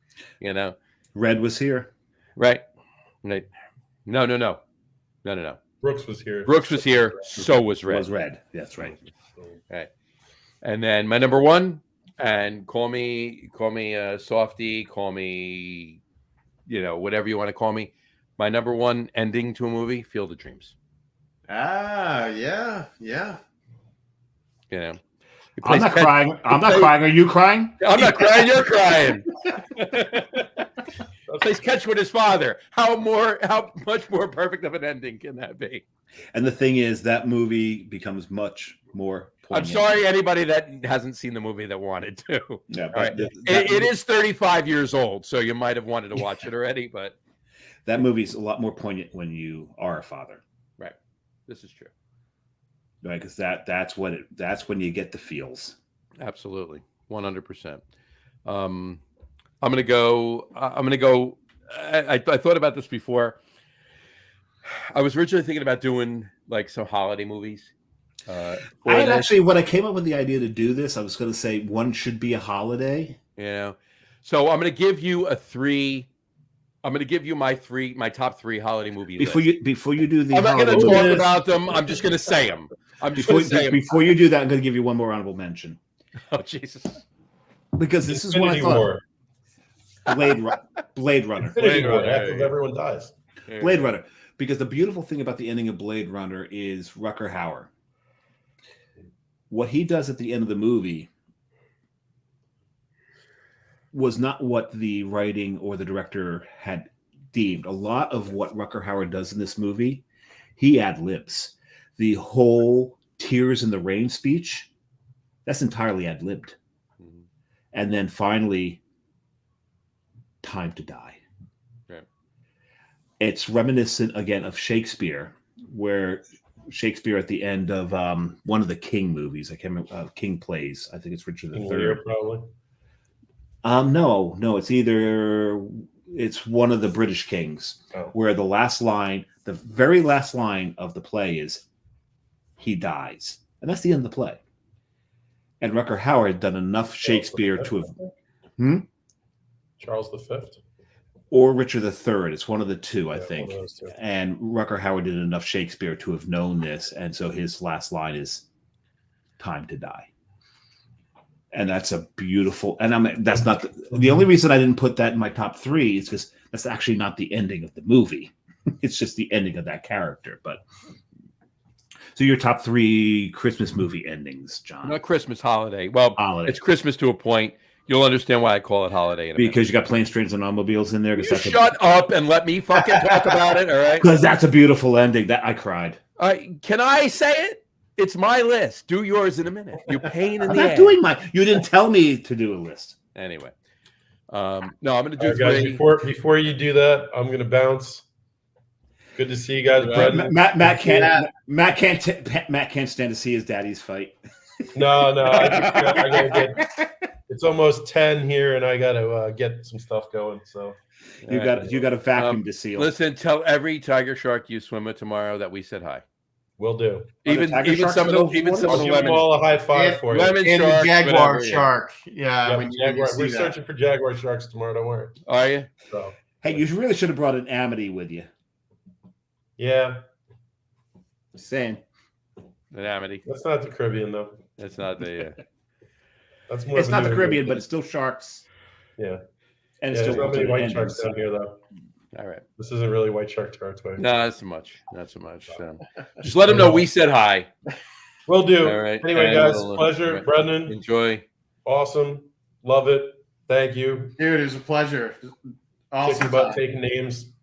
And I'll be in there again to have some beer, I'm sure, before the holidays. So, Dude, come in anytime you want. Yeah, I look forward to brewing a beer at your place. Absolutely. awesome. All right, guys. You Have got a good night and Um, good luck with your holiday list. Yeah. Thank you. Cheers, Matt. All right. If I let him finish. If he lets me finish. Cheers from the Presidente. Cheers to your Presidente. Exactly. Later. Ciao. All right. So my number. Elvis has left the building. My number. Yeah, was just left the building. Exactly. That was. You couldn't have been more perfect with that one. My number 3, Scrooged. Mm. Yeah, great. Bill Murray, come on. The world, Claire, The world. Yeah, just and it wasn't look. Everybody knew that he was going to have an epiphany and everything and so forth. What was a Christmas Carol retold? It's a Christmas Carol, right? Exactly. But just the way they did it, just how it all worked out, and the kid too. Yeah. Bless us, everyone. Exactly. And one of my favorite quotes comes from that movie. Mhm. Bitch hit me with a toaster. Yeah, really. Yeah, exactly. And when he says to his brother it was the minnow that they were on, how the hell did he know that they were doing that before? So that was perfect. My number 2, Trading Places. I wore the shirt for it. Okay. There you go. Duke and Duke Commodities Brokers right there. Okay.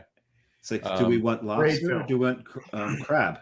What's that? Have both. Have both. Yeah. Well, it's not so much that. It's what happened at how they screwed them. How they screwed him back. It's but your brother's having a heart attack. Fuck him. Fuck him. And then I love the fact that Eddie Murphy reprised the two of them in Coming to America. Yes. Oh yeah. When they were bums, lady, Bums he had on the the money. It was great. But the number 1, and Dave screwed it up for me. Yes, it's Plane Change. I didn't screw it up for you.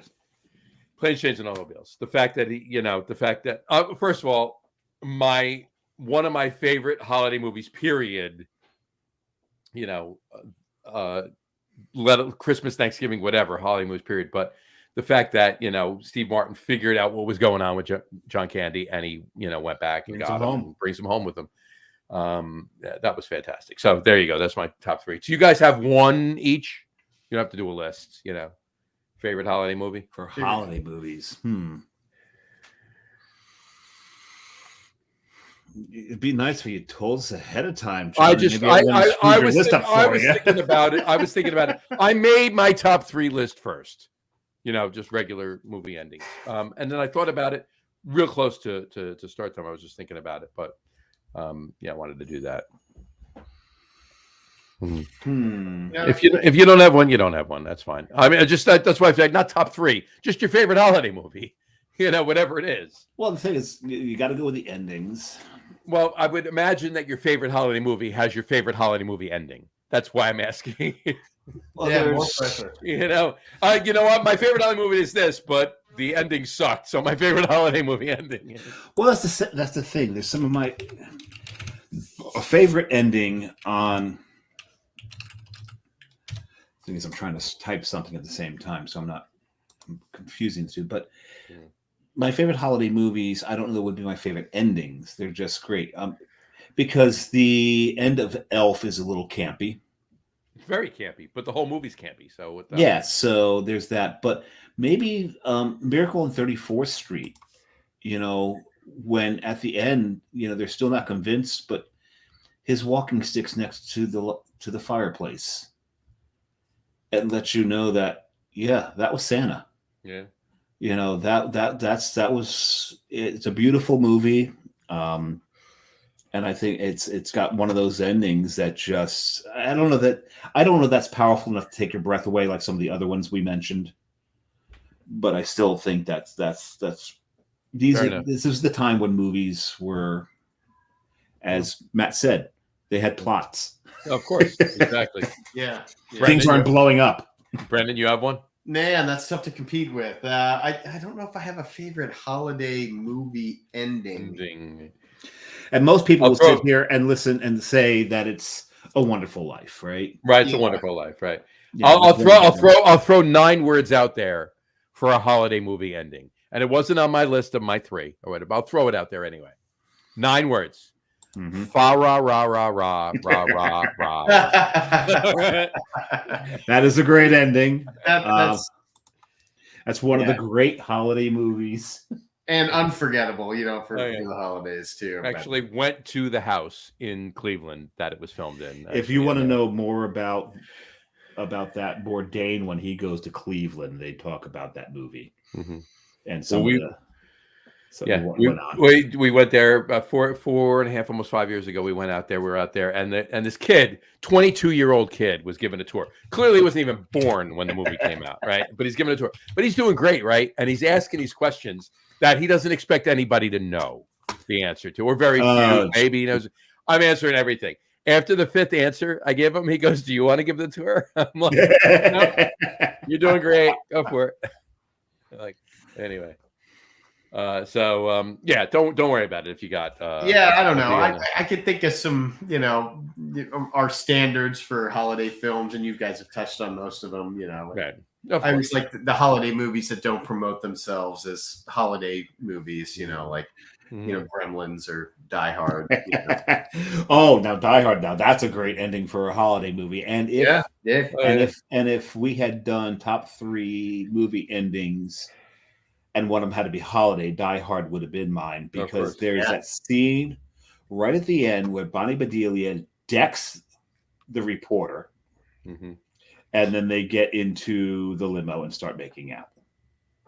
And that limo driver. How great was that limo driver? Well, they're married. Can you call it making out when they're married, though? I mean, Yes, only because they were separated. Separated. Yeah. Estranged. Yeah. I don't care what Bruce Willis, and I feel bad for what he's going through right now, but I don't care what he says. Die Hard is a Christmas movie. And Brendan, thank you so much for acknowledging the fact that is a holiday movie. Exactly. All right. I got one question that I wanted to. I was trying to find the right time to bring it up before. I don't know, Brendan. I don't know if you follow on Instagram, Pints and Panels. I've actually met him at Fox Farm a couple of years ago. So I've met him. She put up about a week ago, last week sometime. She put up this graphic, and I'm giving her credit, and I'm actually going to message her afterwards, because I thought about it afterwards. But I'll message her later and say we used it on the show. And put up this graphic, and I want both of Dave knows. Brendan, you could probably figure it out already from things I've said on the show, but I want your answers to this. She put up this about a week ago. It was, one IPA has to go: Celebration, Two Hearted, Julius, or Piney the Elder. I will hold mine till last, and I will place it up. Hold on, let me write it. So that I can put it up as a banner. As soon as it's ready. So I'm not just saying it. Okay, I know mine. I'm just trying to rationalize it when we get to it. All right. So Brendan, what's your what's the one of those? Celebration? I think I hinted to, preferring the bitterness in my IPAs, so I would have to say Julius goes. Julius goes. I do, admire what Treehouse has done. Sure. From a business perspective, but just the hazies, they're not my thing. So Julius goes. Julius goes. Dave, and my hands are here, so I'm not typing. I'll put it up afterwards. Dave. Pliny is history. Sure. It's U.S. beer history. It is one of the greatest beers that's ever been brewed in this country, so that can't go. Yep. Celebration, the balls to call an IPA a holiday beer is everything. And so Celebration stays. Mm-hmm. I'm going to disagree with Brendan because I do like the Juicies. And Julius is my favorite beer that Treehouse has ever produced. I absolutely love it. And the only reason it gets the nod over Two Hearted is not in my preferred hop profile. The Centennial. I'm not a fan of Centennial. And that's the whole thing about IPAs is everyone has a preferred hop profile. Some like the dank. Some like the dank to the point of cat piss. Some like the citrus, like me. But you like cat piss. You like you like. No. I appreciate it. You appreciate it. I appreciate it. I understand why someone has gone to that point. Right. And Jesse Garrity was a huge fan of cat piss beers. I'm glad you said beers because that would have taken out of context. Jesse Garrity was a huge fan of cat piss. Yeah, it's like old Simcoe, back when Simcoe first came out. That's it. Well, we talk about it all the time. The best Simcoe beer, one of the best Simcoe beers either Dave or I have had was Weyerbacher Double Simcoe. And that was a glass of cat piss. However, I loved it with the cork and cage because it was bottle condition and it changed the beer. Absolutely. 100%. The cork. And interestingly enough, you were talking earlier about the first brewery you ever visited. Weyerbacher is very possible the first brewery I ever visited. I can't remember. And when I visited it, I had Double Simcoe in both on tap and out of the bottle. Right. Out of that cork and cage. Yeah. So no, Bell's Two Hearted is what I would have to. I so understand the quality of this beer. Bell's does not produce anything bad. Correct. This is just a personal preference. This is just a palate. Yeah, definitely. Yeah. Right. So that's for me. That's what goes. Just like with Brendan. Julius is an absolute beautiful beer, but I get the fact that if you don't like the juice bombs, you're going to knock that one off the list. Yeah. The other two will never come off the list. I think the argument is always between those two middle beers. All right, mine. I know it's not Celebration. It's not. It's certainly not Celebration. I mean, if I had to pick one of two beers between Celebration and Pliny the Elder, it's Celebration. Yes. That's how much I love Celebration. So. Yeah. I would agree with you there too. Right. Honestly, I always like Blind Pig more than Celebration. I like Blind Pig more than Blind Elder too. Yeah. So that's just me. What the hell are you doing, Dave? I'm trying to find another beer to drink. Okay, there it is. Okay. Because in honor of what you just put up here, John. You have a celebration. There you go. All right. Okay. They're downstairs in the fridge. I don't have one with me. I should always have one with me in every show in December. My fridge is right there. You need your fridge right there. And you need a patch cord long enough to get out there. There you go. So Celebration. Pliny the Elder clearly doesn't go anywhere. As Dave said, it comes down to Two Hearted and Julius. Now, because you can't. I do appreciate Hazy's. I do. But I'm old school. Okay, I'm old school, and I do like Centennial. All right, so right there, Julius. There's mine. Two Hearted. I'm going with Two Hearted any day over Julius. If it came down to those two beers, it's Two Hearted. It really. I mean, let's face it. That beer made Bell's what Bell's is. Yeah. Okay. And it's one of the beers that put Michigan on the map. Yeah. Right. And the things so. Our differences in choices, I'm not at all mad at. I fully understand that. It's just a matter of preference. It's a matter of palate. You're really gonna make me have another beer that you open that now. Okay? So Yeah, I'm having a Royal Rug. There you go. So There okay, so you're on your fourth. I just hit my. well, you know what? I'm gonna let Brendan decide. I brought these up. I kept them cold, but I brought both of these up for the show just in case it went long. Do I have Royal Rug or do I have Feed Me? I can have either. What was your last beer? My last beer was the Black IPA. Was beer for the Black Lagoon. So I could stay IPA or I could come back You're not down. going to taste Royal Rug. Well, I'm not going to taste the first 5 minutes of it. Palate. I'm thinking of cleaning my palate is what I'm thinking of doing. I think if it were me, I would clean my palate with Rug. I think the character from Black Lagoon would compete with Feed Me. Yeah. So I would go Royal Rug. Yeah, that's what I'm thinking about. That's what I'm doing right now. But yeah, no, I'm totally about that. But I do want to mention this one thing, and I'm gonna get in touch with Em and let her know I used her graphic on the show. But I do want to point out one thing. She gave hers out of those 4. What was hers? Hers? What are you drinking, Dave? She took Celebration off? She took Celebration off. Oh, so she's not one of your favorite human beings. I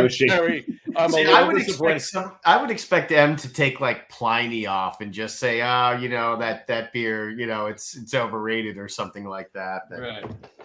It's interesting because my brother once went to Minneapolis, and anytime that he travels, I'm going to blow this whole story by having a bad memory right now because I've drank a little bit of beer. A little bit? Yeah, so he goes to Minneapolis, and he's like, well, where do I need to go when I go here? And I was like, you really need to go to Surly. He's like, well, I just had a Surly IPA down in the lobby, and it wasn't really that good. I'm like, well, you had Furious. And I would agree with you that it's really not that good. It's drinkable, but it's pedestrian. It's very pedestrian. I said, you need to go to the brewery, and if they have abrasive on tap, you need to grab that. So he takes a chance, and I said, and even if they don't have abrasive on tap. I have told his brother, by the way, that the reason Dave likes abrasive is because he is. Yes, there's that. So I said, but even if they don't have abrasive on tap, just the visit to Surly's location, the tap room, is an experience. So he goes. He sends me a picture of a beer. They had abrasive on tap. And he says to me, he goes, I think this is a better beer than Pliny. Is this sacrilege? I said, no, that might actually be accurate, but just don't ever say that out loud to anybody. No. Right. Pliny it's one of those, it's like heady. It's one of those beers where it has its place in American brew history. Mm-hmm. At the time they came out, these beers were so important. They were so phenomenal, but there's so many beers that have since surpassed them. Sure. Well, they paved the way for these beers. They absolutely. Did. And you need to honor if somebody gives me a bottle of Pliny now, Elder, obviously. And by the way, fun fact, I've never once had Younger. Neither have I. Ever. Really? Nope. I've never had it. Nope. I've been in a couple of bars in Denver during JBF that had it tapped. And it kicked before I was able to get any, or just in Denver in general. But you can go to Philly and get it. You can't get Younger. You can't get Younger in Philly.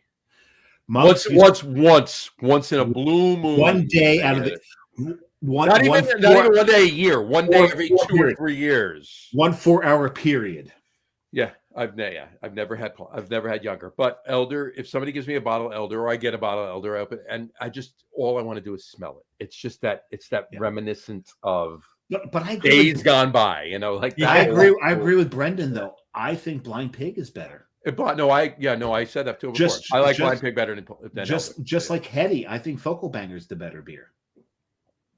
I agree with you. I'll agree with you too. Of those two, Focal Banger's better. Mine, Crusher is better from Crusher's the better of the three, yes. But those are the two that they really rest their laurels on, is Heady and Focal.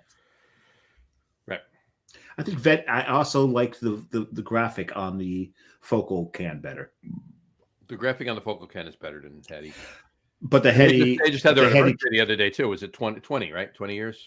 Yeah, Optimus. just 20 years. Yeah, Oh, yeah. A couple days ago. Yeah, that was yesterday, I think. yesterday. It was yesterday. Yeah. But Focal has that historic graphic of the guy and his head's exploding, and it's one of the best known can arts, in the country. Oh hell yeah, absolutely. So you got to give them that. Mm-hmm. You honor these beers, right? They are great beers, and like Brendan said, they paved the way for so many beers. The East Coast IPA was born out of Hetty.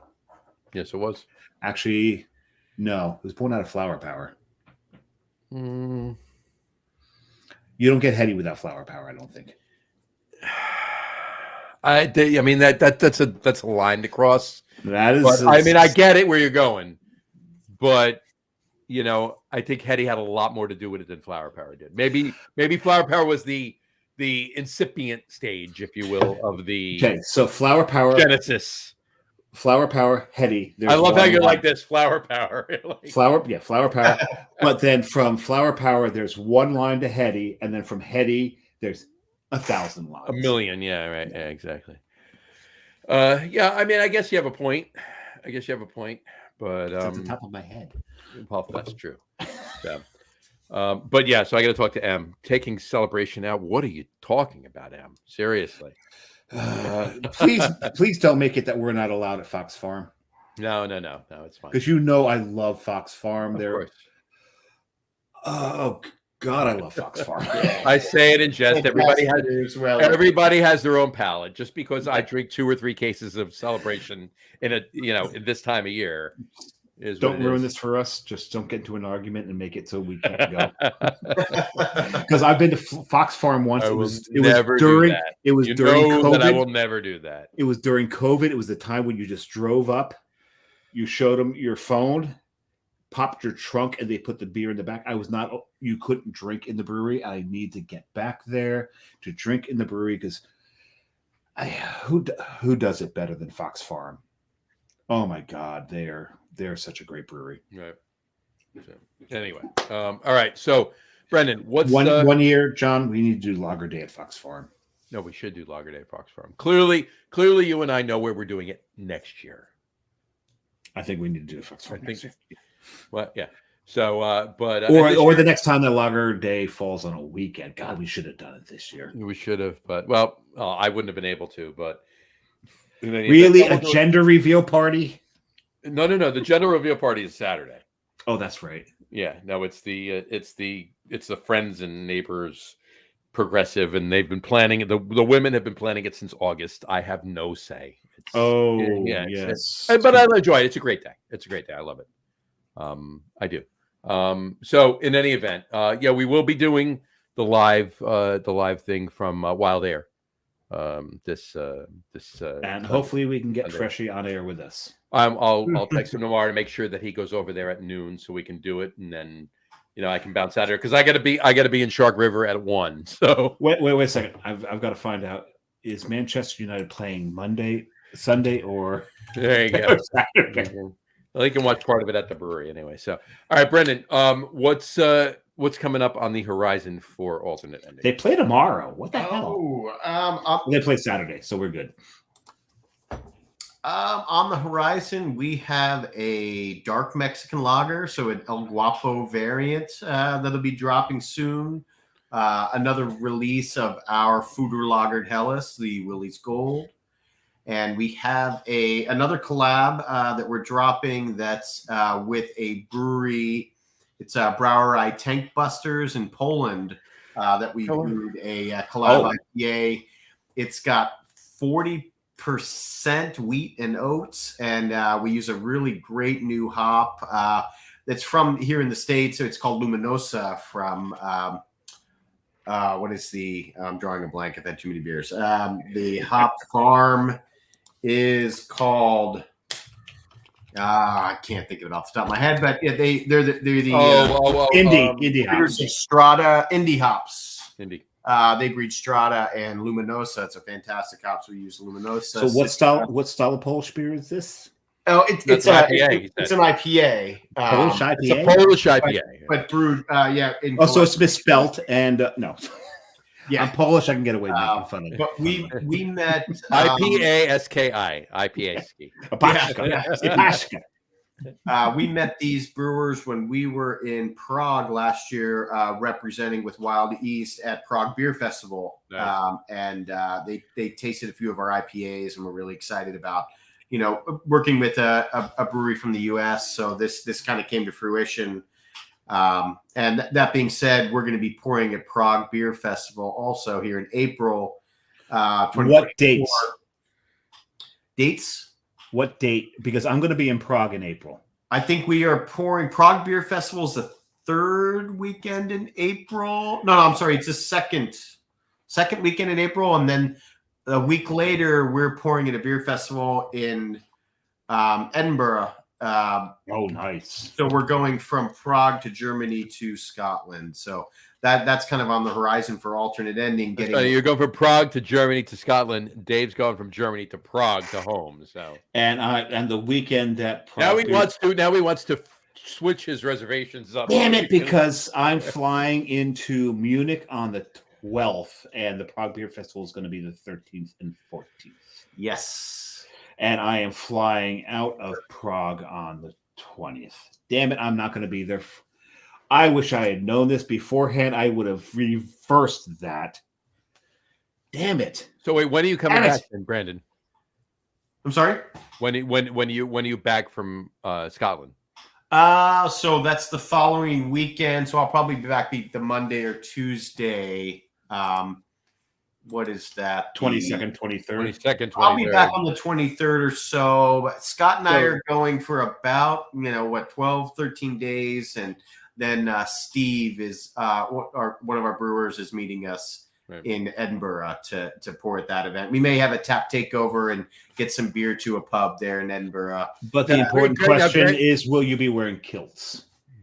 If I might go get fitted for a nice kilt. Are you full regimental though?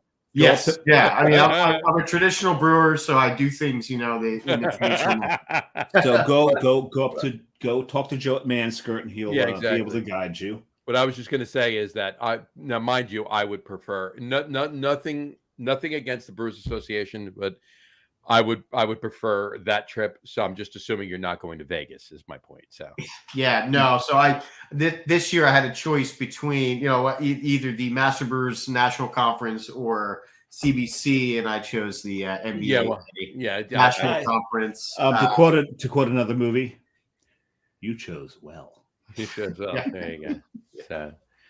So Matt and I will fill you in, but please. It's going to be a freaking party, man. What happens in Vegas stays on this podcast. So, or goes on this podcast. So there you go. I don't want to know. Well, I hope you guys make it back safe. It's crazy. Well, Nashville was fun. Yeah, no, that was great, especially with all the Swifties there too. It was, oh my god! Oh god! Well, I was going to say to you. Are the Swifties also Kelseys? They are. No, they weren't then. They weren't together then. Not then. Oh, at the time. They weren't together then. It was, how bad was that? I mean, no offense to them. They have their thing that was just, I mean, for the Swifties to invade the city that we're all invading at the same time. Oh god. Anyway, that was interesting, but that was a blast though. It was. Had a lot of fun. Yeah. Barrique was making some amazing beers. Oh yeah. Well, and then Barrique, they drop a beer that's called Alternate Ending. Yeah. I went to the GM there. I wasn't able to talk to one of the brewers. The guys left before I did, but I told him, I said, "You just wait. We're just going to drop a beer called Barrique." And Barrique, there you go. It's on. We'll see. Yeah. Maybe you'll see a Barrique beer on the horizon. What comes around, goes around, comes around. Right? Yeah. All right. Anything else? You want to let anybody know events for the rest of the year? Things coming up at the brewery for the holidays? Things coming up. We're we've got regular drops. There's a few barrel-aged beers to look for over the next couple of months, and putting in a canning line as we speak. So we're going to be ramping up production, doing weekly releases. So It's all good. Just keep an eye out. Yeah, things are still growing, and we're fortunate enough to still be one of those breweries that's selling a lot of beer. I'm Are you really screening? lucky. You screening Die Hard? I'd have to think what's on the schedule Because this it's year. not Christmas until Hans Gruber falls from the Nakatomi building. I know. Yeah, I know. The first year we were open, we did show Die Hard. Yeah, I'm not sure what's on the schedule this year, but a lot of trivia nights still, movie nights coming up. So there's always something going on over there. And hopefully it's better than what Cloverleaf's got coming up. They actually have a Taylor Swift trivia night coming up. They do. They do. And it's Hey, well, you know what? To each their own. If people like that, they're going to get people there. How about it? And if they're going to buy some beer and hang out and have a good time, then Ryan is one of the greatest businessmen I've ever met. There you go. Booking this, he knows what he's doing. There you go. I won't be there for it, but that's okay. That's fine. So anyway, all right. Brendan, stick around. Don't sign off just yet. We'll talk to you when we're once we've signed off. But on that note, here comes the outro. On that note, we will wrap the show up for today. We want to thank everybody for watching. And for those of you just listening to the audio podcast, thank you for listening. Don't forget to visit our website, www.lagerroom.com. That's LAGERROOM.com. And please remember, like us and follow us on all of our social media, Facebook, Twitter, Instagram, and of course, our YouTube channel. All of them are at The Lager Room. Remember, we go live with the video podcast on Facebook, YouTube, Twitter, which is now X. Will you stop eating while I'm talking? No. Your mic picks up everything. Then mute me. Twitter, which is now X, and Twitch every Tuesday night around 6:30 p.m. or so Eastern time. And for those of you who just want to listen to the audio podcast, you can do so on our audio host, Spreaker, as well as iHeartRadio. iHeartRadio, Apple Podcasts, Spotify, Odyssey, Audible, Google Podcasts, Amazon Music Podcasts, TuneIn, Podcast Addicts, CastBox, Deezer, Podchaser, Listen Notes. Pretty much anywhere you can find an audio podcast, you will find the Lager Room Guys Craft Beer Podcast. And if you haven't done so already, please subscribe to one or more of those feeds and you will never miss a show. Again, thanks for following along with us. Have a great rest of your week. Have a wonderful weekend. And we will talk to you next week, folks. Take care. Cheers. Cheers.